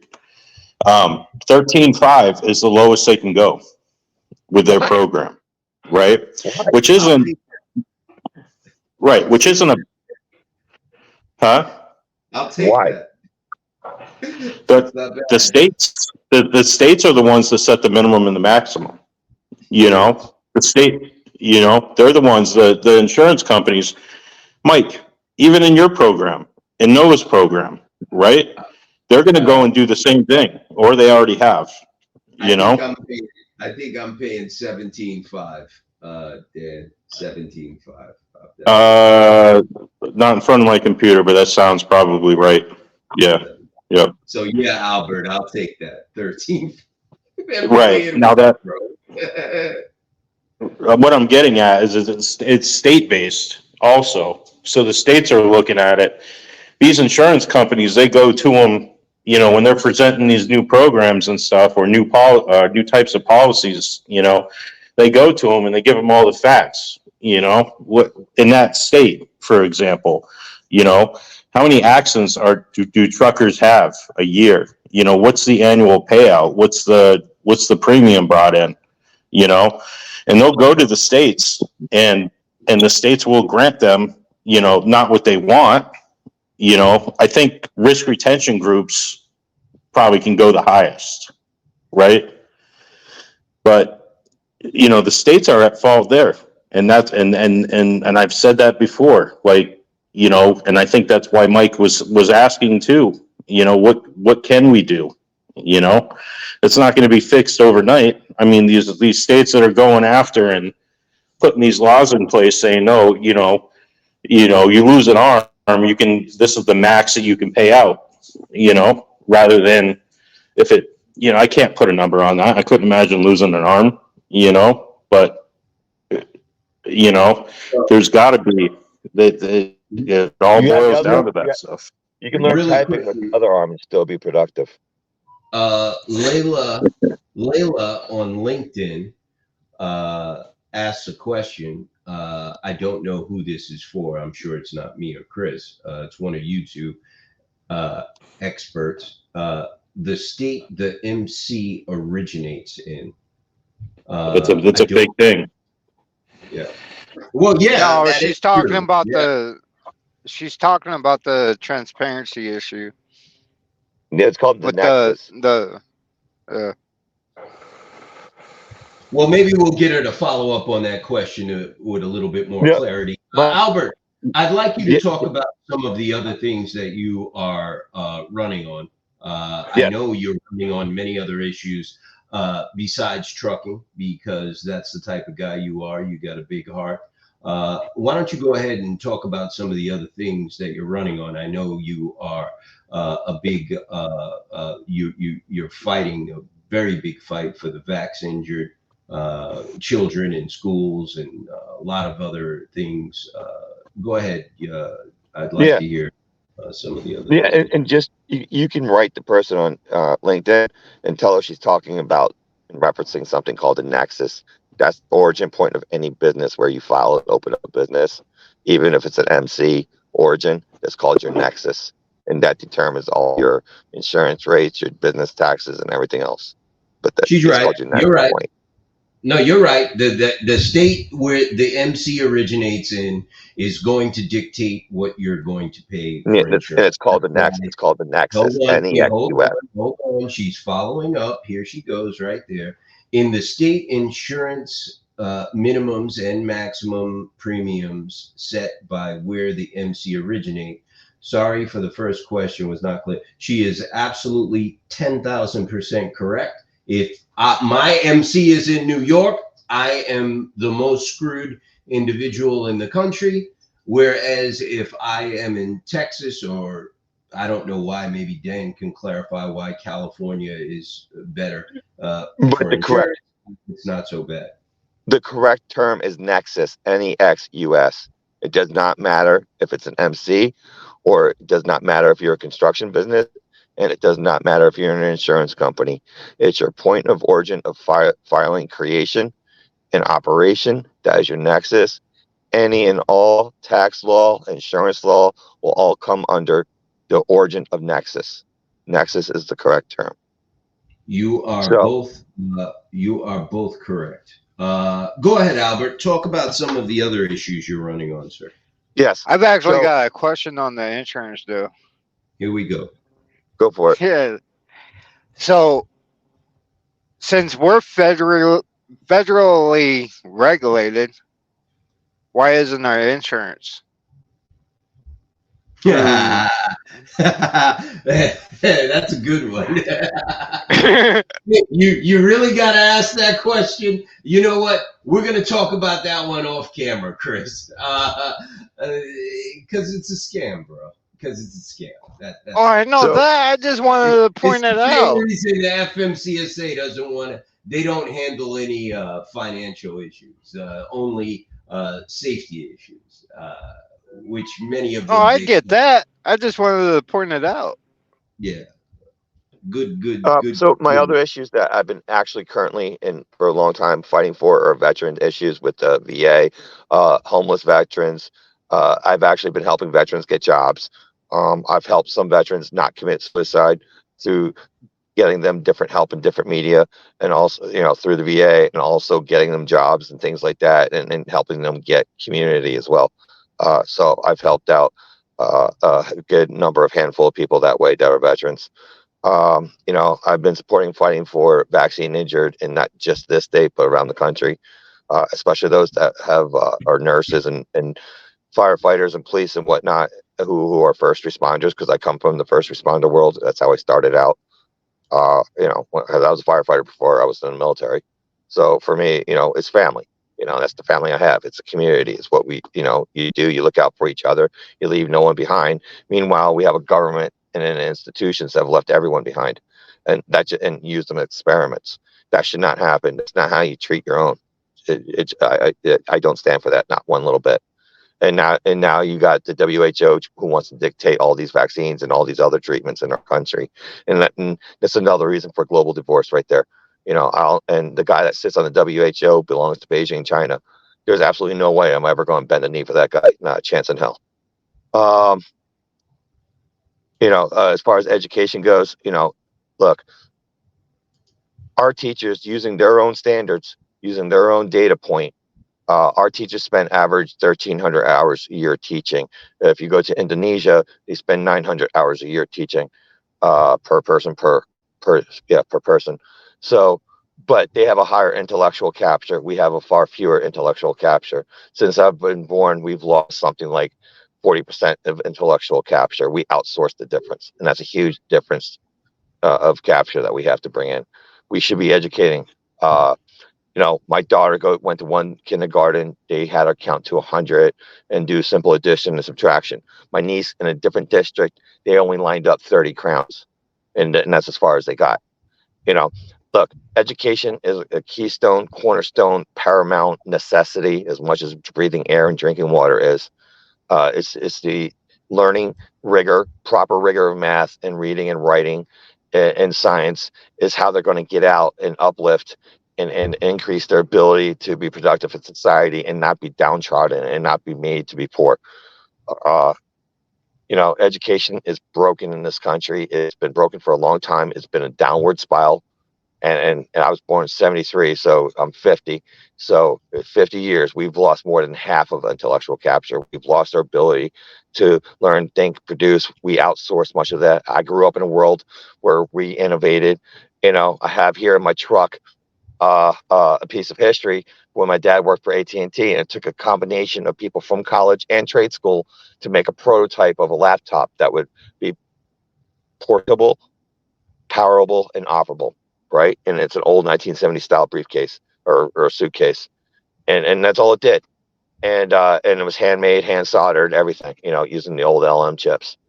We need to get back to that. I witnessed when Lucent, after at a Christmas party, I was 18 at the time. I was at my dad's Christmas party for Lucent, and they were celebrating a fiber network installation, which back then was major because fiber networks was new. And so the bigwigs came down and handed them all pink slips and entered in all these foreign Chinese nationals. And my dad, along with all the other people in that room, were told they had to train these counterparts for the next 3 months in order for them to keep their pensions. So, and this was after NAFTA and a few other deals that they made. So I know the harms and the sins that our legislators have caused. I've seen it. I've witnessed it. I've lived through it myself. And I do not like the idea that we've lost our ability to innovate. New Jersey invented the light bulb. We invented the laptop. We invented a video phone. And the engineers who invented that here in this state in New Jersey. We need to be leaders. We need to be innovators. We need to get our education fixed. We need to get our manufacturing fixed. No reason we can't be leaders. There's competition globally now for integration of AI, robotic manufacturing. There's no reason we can't be leaders in that. One of the awards I moved over 300 million barrels of crude oil. I used to test and certify that stuff as well. I know what energy independence is because I affected it myself. It's and as a citizen, it's our ability to travel, to go on vacation. It's our ability to go to work. Okay. It's our ability to have lower food costs. It's our ability to have lower costs and everything else. It's our ability to exist and express our fundamental preamble rights to pursue life, liberty, and pursuit of happiness. If you take away energy independence, you cannot pursue those things. And it's important we have people in office who understand and know these things. We cannot have people legislating from Goliath's point of view. We need to legislate from David's point of view. That's what I'm on about. And I am so sick and tired of having people put up thumbs down. I've watched, even though we had a President Trump, I've watched as we had a Governor Murphy strip out, close down, and destroy and annihilate businesses in my state. New York lived through it too. We had plenty of small mom pop restaurants. I came from the restaurant world too. I worked there. And so many have been closed and destroyed and gone. I live in a state where they stripped out and they made a war on women, where women can't be bakers at their homes. They can't make money at home by baking from home anymore. They have to go pay extra money in a restaurant or somewhere if they can find a time that the owner might allow them to. Child care costs is up between 8,000 and 12,000 now.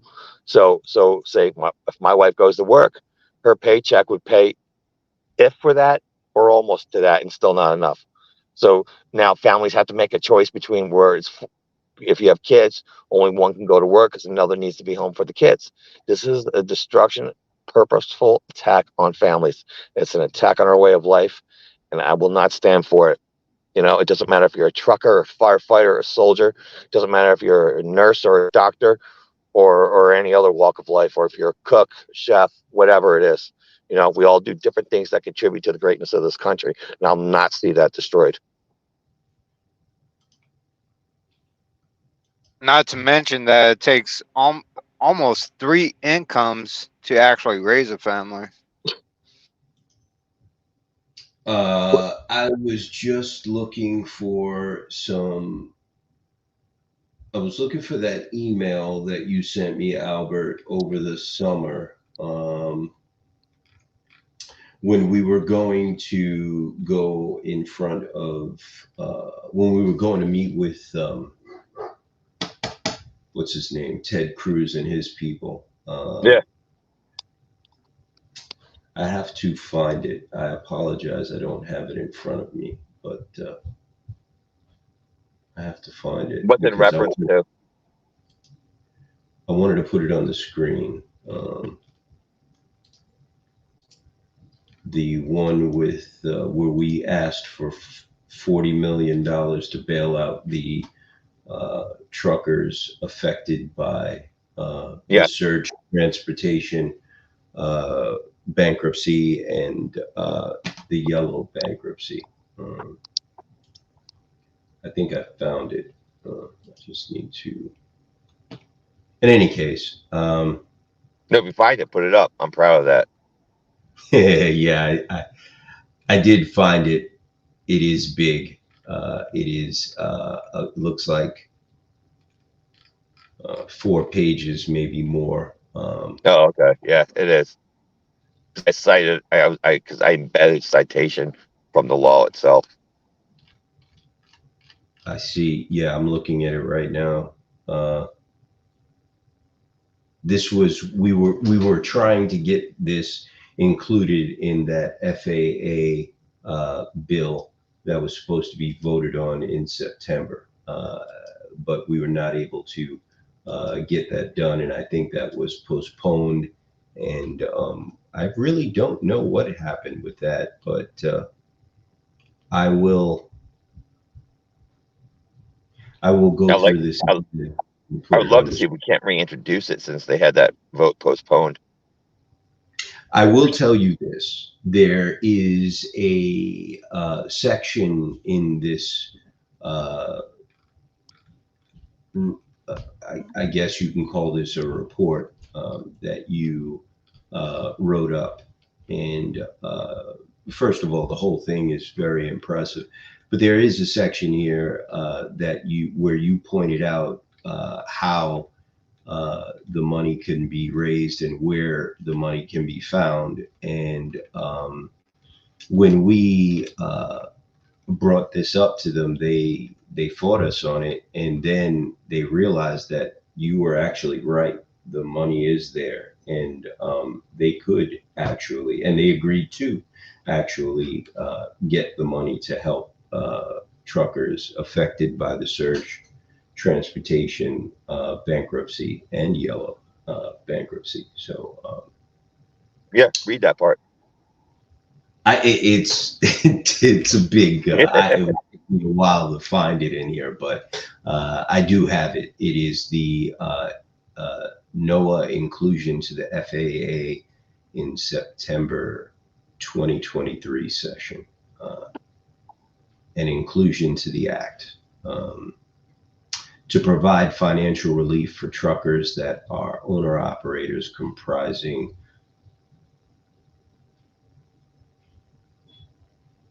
affected by bankruptcies of brokers. Yeah, you wrote this, sir. Yeah. And I personally thank you for all of your support. And I know the members of NOAA thank you as well. I believe we're coming up on the second hour here, Mr. Hershaw, and we support you in your bid for Senate in New Jersey. I can tell you that the person who presently holds that seat, I have no clue how he even got there a second time. But I don't even know what to say on that. But we support you, sir. And we know that you will be an excellent addition to the Senate and an excellent choice to represent New Jersey. I've gotten to know you very well over the last year. It's been almost a year, man. Yeah. You're a good guy. Your heart's in the right place, and you are a man of the people. Ladies and gentlemen, Albert Hershaw, Senate candidate for New Jersey. And I also showed up at Hunts Point too with yeah. TNJ. Yes, Albert has shown up at a few trucker events. I'm not going to call them protests, but he has shown up at a few. We were together at a few trucker events. He was at Hunts Point with Billy Randall and me when we were attempting to shut down the Fulton produce market.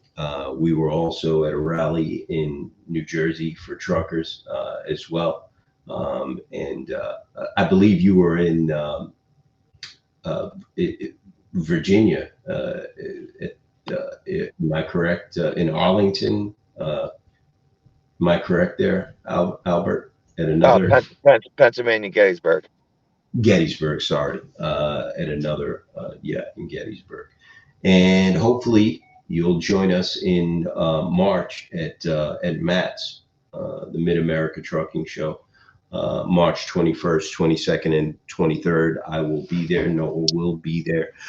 We will also be at the Florida Trucking Show in Fort Lauderdale, February 24th and 25th. And so for those listening, campaigns are not free. You know, I'll sacrifice everything and anything.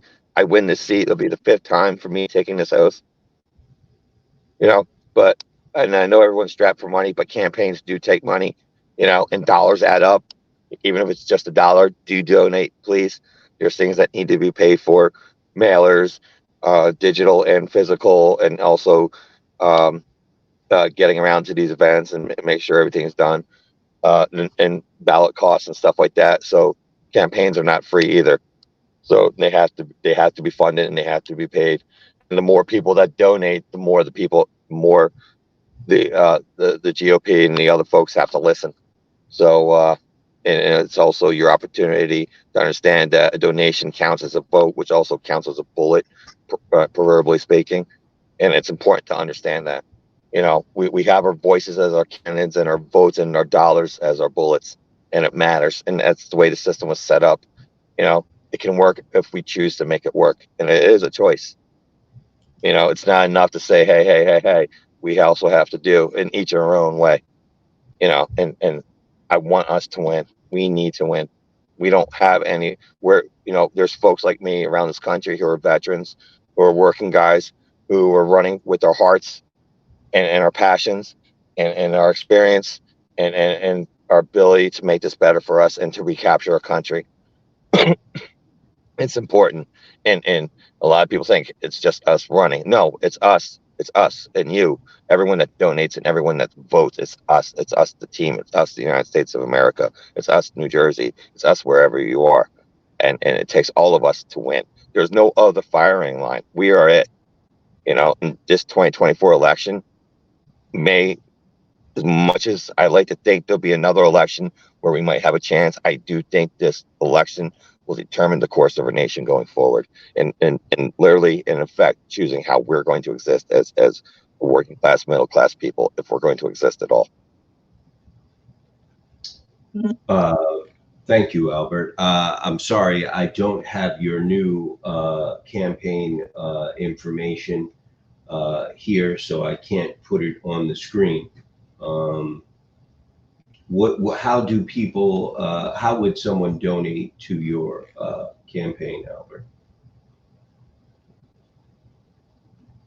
I lost. I'm here. Mike, We I hear you. We have the giftsendgo.com/Albert for Senate. You can go there. In fact, I'll send it to you. I thought I sent it to you. I'll resend it. Yeah, you didn't send it to me. Sorry. Yeah, hold I on. don't. yeah, get it posted up in the group too. I'll Yeah, I'll the gifts donate and go. something. Yeah, because the gifts and go is temporary until the website gets back up and running. Can you just text it in the? Can you post it in this stream, and I will put it on the screen. Dan, are you still there? Yeah, I'm still here, man. What's up? How's your back, bro? I got to take something, lay down, and put a heating pack or something on it, man. I don't know what the frick I did, but Yeah, I'm Yeah. going to the doctor tomorrow. I have my sciatica is acting up again, so I've got my appointment and I am going to the doctor tomorrow for that. So I feel you, dog. What else? BioFreeze works really well. BioFreeze. Yep, What is it, Chris? BioFreeze.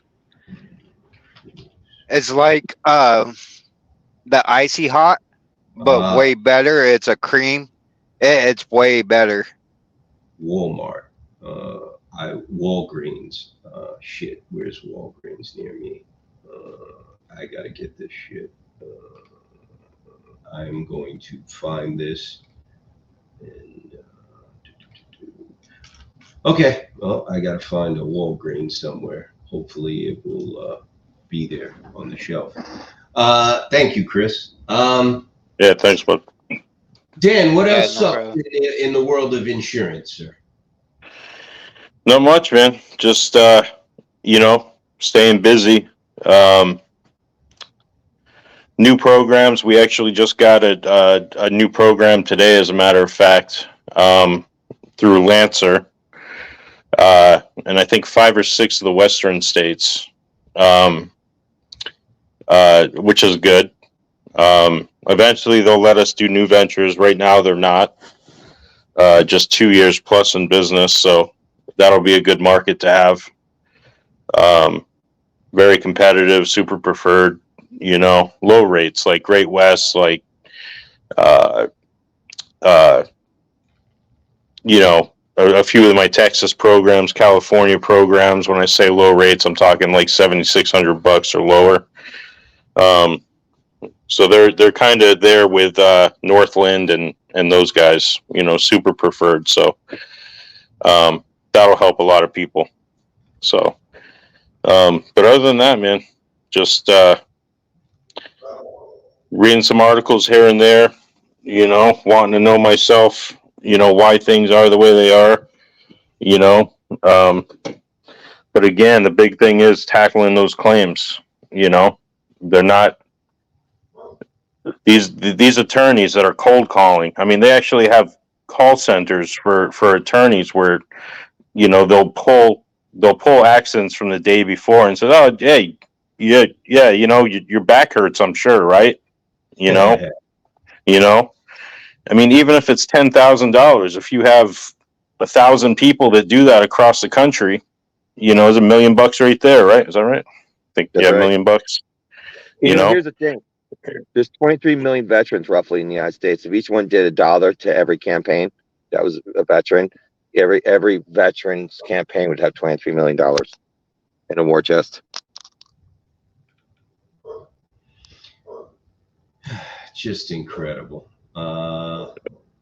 Just incredible. Ambulance chasers. I posted. Yeah, so that's big, Mike. That's you get these states, you get more states involved in new laws like Florida did. You get these you get these claims down, Right. and that leaves room for lower rates.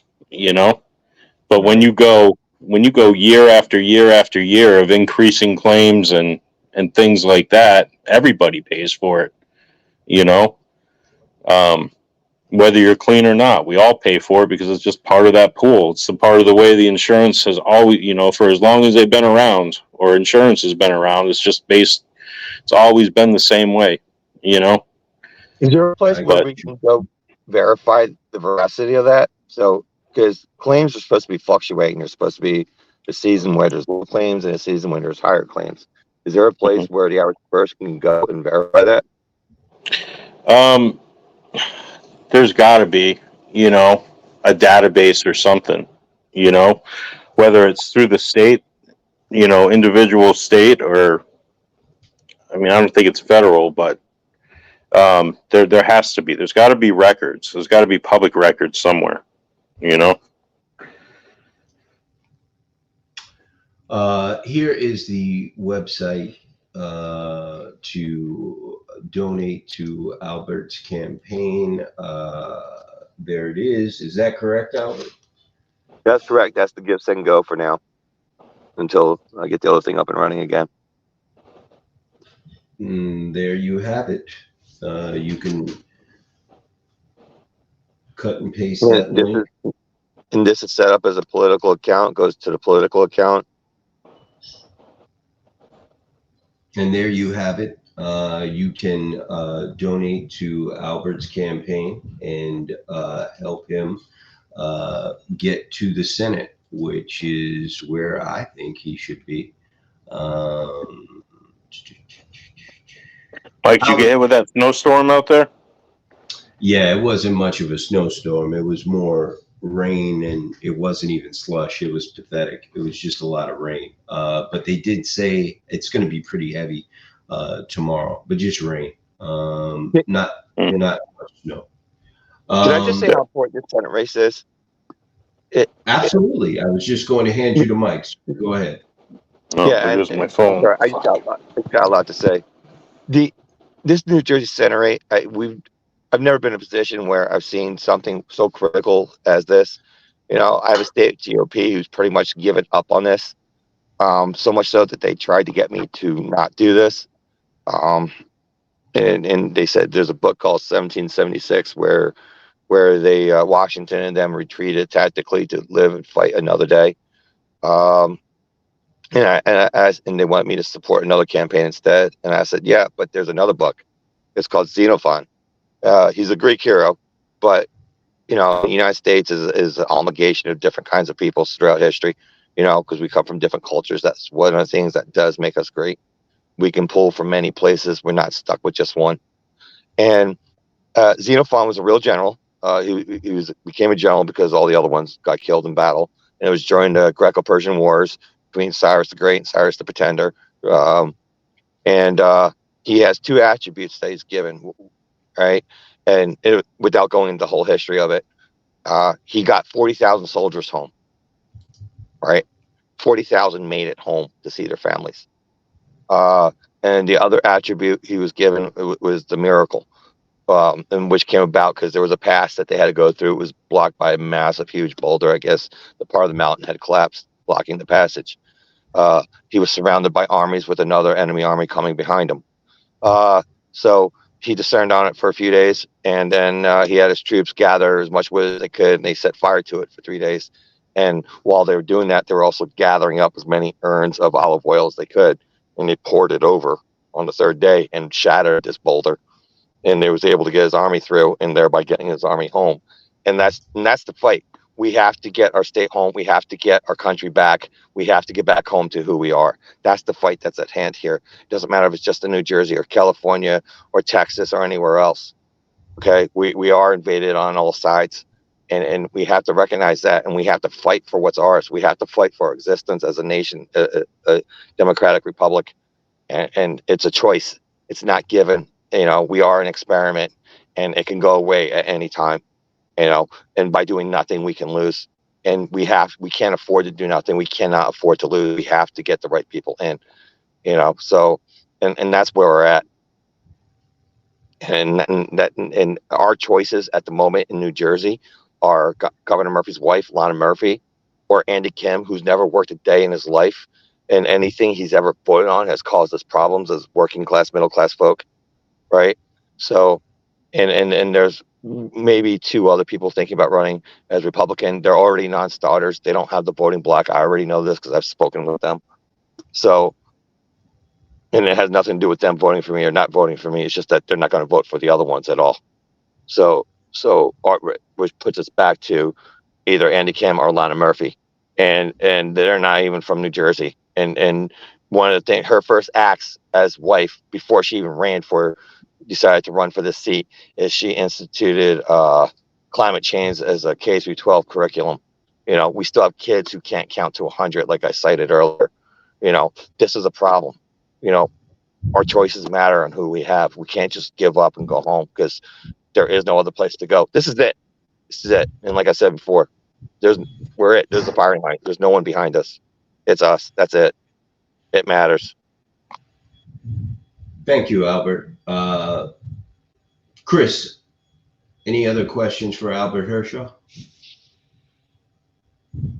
I don't have a question, but I do have a statement. Albert is exactly right. We need to fight for our freedom. This is our land. We're the people. We're the bosses. I'll leave it there. Carmen Love says flame, flame, heart, heart, and flame, flame, heart, heart. And Jessica Dodson is in KC, and she says snowstorm here in KC. So it is snowing in Kansas City. Listen, Albert, owner operators and small carriers know what it's like to be an underdog. We know what it's like to fight against a corrupt system that was basically built to keep us as slaves on a plantation. We know how the game is played, and we know what we are up against. And I assume that you understand that based on what you are going through as well. Anytime that you attempt to do the right thing and the just thing, the powers that be are going to fight against you, but you have to stay strong and believe in yourself and push on. It is difficult. I get attacked on a daily basis, literally attacked on a daily basis. I got attacked today by a major trucking news magazine by telephone, verbally abused by a reporter. He called me a bitch. He called me a crybaby, and then he hung up the phone on me. This is how this system works, okay? I think that's kind of vice versa if he's doing that. This is how this system works. Yeah, if he's doing it over the phone, your answer. If you're going to be a fighter for underdogs, you have to expect that it's going to be difficult, very hard. And people are going to do whatever they can to tear you down and shut you up and shut you down. Just try to sweep you under the carpet. Except this is what I will say. The National Owner Operators Association has built up an army of truckers and owner operators and carriers where we are not going any motherfucking where. No matter any government agency or any trucking rag or any reporter or any talking fucking orange on Twitter or whoever the fuck says anything, we're not going anywhere. Keep on coming at us. We're not going anywhere. We will continue to fight for the rights of owner operators and small carriers and independent truckers in this country by any means necessary.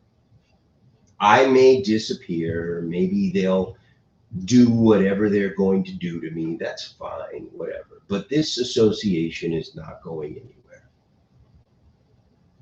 And that's just the way you have to be if you are fighting for people that don't have a voice.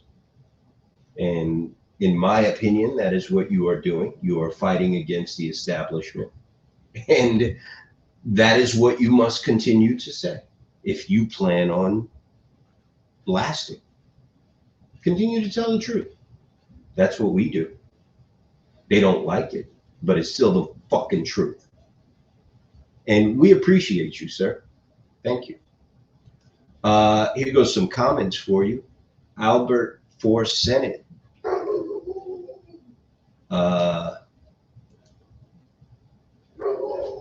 Yeah, well, exactly. That's what I said when I was listening to it. That's what I said, and then they hung up.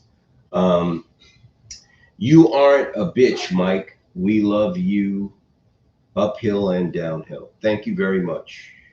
Thank you. Exactly. My husband works harder than my husband works harder than anyone in a corporate office and gets treated worse than someone sitting on their ass asking for a handout. Thank you isn't enough for everyone fighting for the owner operator and small fleet carrier. That is from Jessica Dotson, and I want to say that Jessica is also fighting for small carriers and owner operators and independent truckers, because she she handles our fuel card, and she proves every day that she's fighting for truckers when she finds out that maybe there's a gas station in someone's area that's not accepting our fuel card. She will contact them and find out why and get them to accept it. If an individual is having trouble getting a discount on tires in a certain place or area, Jessica will get on the phone with those people and find out what their problem is, and if they can match the price or give a better discount. We are very proud to work with MS Fuel Cards and Jessica Dotson. She is a champion for truckers, and her husband is a trucker, by the way. So, and also Jessica, Blake Alvarez and Carmen Love, who is in the house. Go ahead, Chris. Yeah, give Jessica my number, have her reach out to me. But that said, just to touch on what she wrote, here's the thing: we do have a lot of power. Owner operators and truck drivers represent 82% of the transportation world, and combined with owner operators such as myself and Marlon and whatnot, combined we represent 60% of the economy. That's a lot of power. If we can unite, that's a lot of power. 60% of the economy combined. That is power. You are speaking the truth, sir, and you know, we know that here, but once again, I will say, we are not a union. We are an association, and you know, we are groups of people, and you are correct. I believe we are united, and I believe the opposition is very smart. They push our buttons just to the point where it doesn't go too far, because they know we are united. It may not seem like we are united, but if they push that button just a little too much, they'll find out exactly how united the owner operators and independent truckers in this country and small carriers are. I would add in too long as well. Exactly. They push it just enough, but they know, believe me, they know we can unite very quickly, very quickly. A lot of power in this association. We, the people, are the storm. And on that note, I thank you, Carmen. And on that note, I will give last thoughts to our panel here. Looks like we lost Dan, but thank you, Dan, for showing up. Thank you, Jennifer and Marlon. Remember, tomorrow is Trucker Tuesday on Twitter. Marlon is very generous giving out the microphone. So if you have something to say, please join us on Twitter, 11 a.m. Eastern. to 1, usually runs around 1, 2.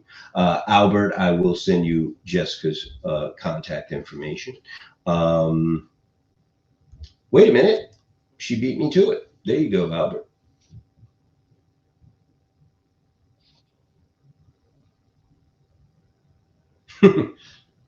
She beat me to it.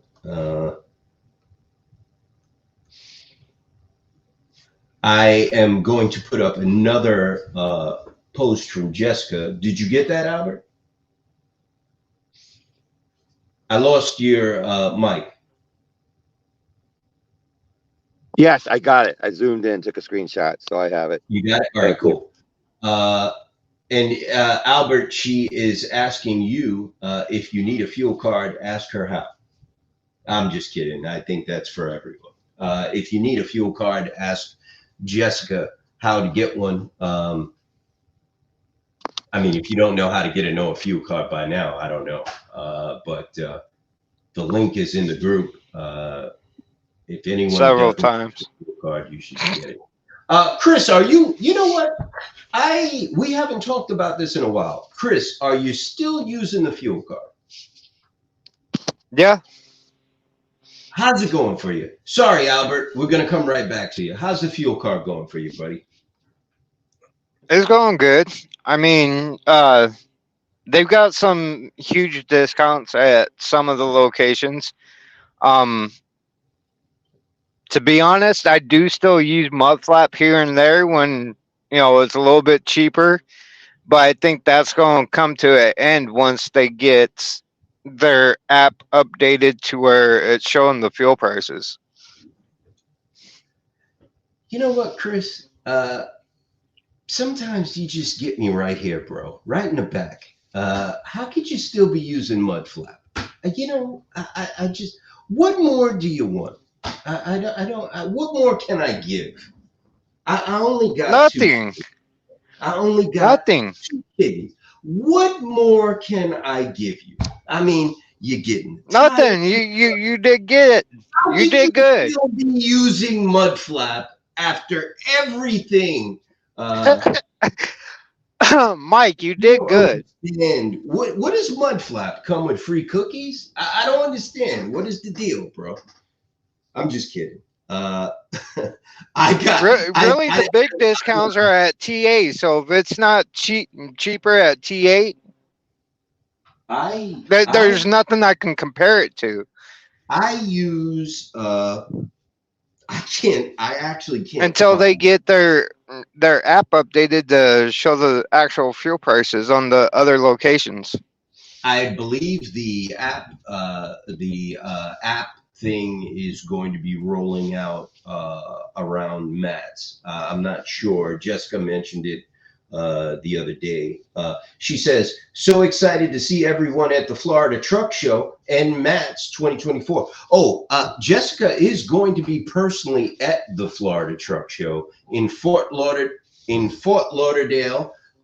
February 24th and 25th, and she is going to be at Matt's March 21st, 22nd, and 23rd. So you can meet her at either one of those shows and get your fuel card right there from Jessica personally, Jessica Dotson at the truck show. New fuel card app coming live first quarter this year. Yeah, she said that a couple of months ago. The app is coming, bro. You got to be patient. Yeah, I know. I am. I'm being patient. And I don't know if Jessica knows, but someone made a like promotional video for her and the NOAA fuel card. Did you see that video? I'm gonna find it before. Yeah, Albert, I just seen it tonight. We're going. You did see it? Yeah. I'm gonna. Hey, it's good. Charles. Charles Mean. Yeah, I'm gonna put it on the screen right now. I thought it was pretty good. And I want to give a shout out to Jessica too, because I've been talking with her on the phone once in a while too, and she's working on some things as well to help, independents and small carriers, owner operators on discounts, not just with the fuel card or tire discounts. She's working on a lot of different things. Check this out. Brand Blue Star product.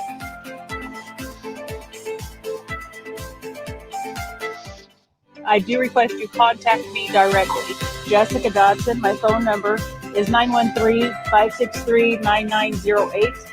You can email me at jdotson, that's JDOTSON, at msfuelcard.com. That way we take care of you to your specific needs to the NOAA fuel card. You have to say that you are a NOAA member and you want the NOAA card because we offer other fuel card brands with our product.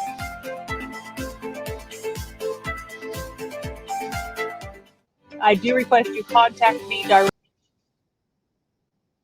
Hey, isn't that cool? Yeah, play it again. I thought it was cool. I think he made that himself. I don't even think Jessica knew that someone was going to make that. I didn't know he was made. I mean, I just saw it pop up in the group. I don't know. I didn't know who made it, but it looks very professional. It's very good. In any case, that is Jessica Dodson. She handles the fuel card. We have many professionals at the association. John and Jennifer from the corporate debt collection division and the broker fraud division and fraud division were on their show today, streaming in the group, and I believe it's on Twitter and LinkedIn as well, and some other places. They were on today with Caitlin as well, who is the president of the dispatcher division. I was just texting with Raphael out in California, who is the president of the freight broker. He handles freight brokering. And by the way, we've got about, I believe, 15 new shippers that we're going to be rolling out at the association. So there's going to be a lot of freight available on the load board coming soon. Dan was just here with his messed up back along with mine, Dan from the insurance division. There's just so many people that many people don't even know are involved with the association that keep the association running on a daily basis. Justin and his team, Sam, Alex, all these people, the guys from the factoring division, Michael from compliance, just so many people. So we appreciate everyone, and we want to wish everyone a happy new year once again. And we're all looking forward to success in 2024. I think that's about it. Albert, are you still there, or did we lose you? Looks like he froze up. Yeah, no, I'm Oh, there here. he goes. I was emailing Jay Dotson. Albert, I'm going to give you final words, sir, because we had this special show just for you, and we wanted to introduce you once again to the group and have you come on and introduce yourself and talk about your Senate run in New Jersey. Final words, sir. Floor is yours. All right. Hey, everyone. Awesome. I love everybody here. So everyone knows the NOAA, they were the first ones to endorse my campaign here. So near and dear and first for me, very special. And I love you guys. And I fight for my family. You guys are family. You know, veterans, first responders, United States, it's family for me. I spent most of my life in one form or another doing something for this nation. And very few like me are running in any office. And the outcome matters. Your outcome matters. My outcome matters. The outcome of our kids matter. You know, all this is on the table, and it's not for negotiation. So we have to get the right people in. We have to get our issues fixed. We have to divorce this globalism and everything else, and start worrying about ourselves and start getting these outdated laws corrected, especially starting with the MCA. I've been working and talking with a lot of different congressional and senatorial candidates across this country, and we do all agree one of our first acts is to get all the interested parties in one room and hash out a new rewrite of the MCA that's modernized and takes modern technology into account and something that works. So I look forward to being able to get that done, along with many other issues that need to be taken care of. You're referring to the Motor Carrier Act of 1980, correct, sir? Correct. Thank you. The only Just wanted to- MCA that matters. We've got some port people in New Jersey that watch this show intently. They very rarely speak, but they are watching, and I think they would be very interested in hearing you say that. Yes. Yeah, and here's the other thing they'd be very interested in. I grew up in the technology world, and we talked earlier in case they came in after the fact. You know, here in my truck, I don't know if you can see it, but here in, I guess you can't. But here in this case, there it is. But it is the prototype. You know, this was bequeathed to me from my dad. This here AT&T Bell Labs prototype to the laptop. You know, and also in their vaults, which I don't have, is the prototype to the video phone. Our ability to see each other here. Technology was always envisioned as something as an aid and not something that would replace us workers. Okay, and I know the longshoremen are going through those issues where they're being replaced. It was never intended to be a replacement. It was intended to be an aid for high risk functions or functions too diligent for the human mind to computate, right? But it was never intended to replace labor. So this is important. I grew up in that world. I knew what their intentions were, and what they're doing now is not that. And we appreciate you, Albert. Thank you for being here, sir. And please, you know you have an open invitation. Come on anytime. You're always welcome. And we will support you in your run. Let me put that website address up here again.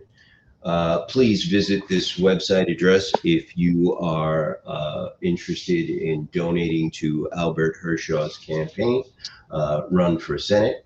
Anything helps, $1, $10, $100. If you can do more, he would appreciate it. We would appreciate it. Thank you very much, Albert, for being here. Anytime, sir. Thank you. Yep.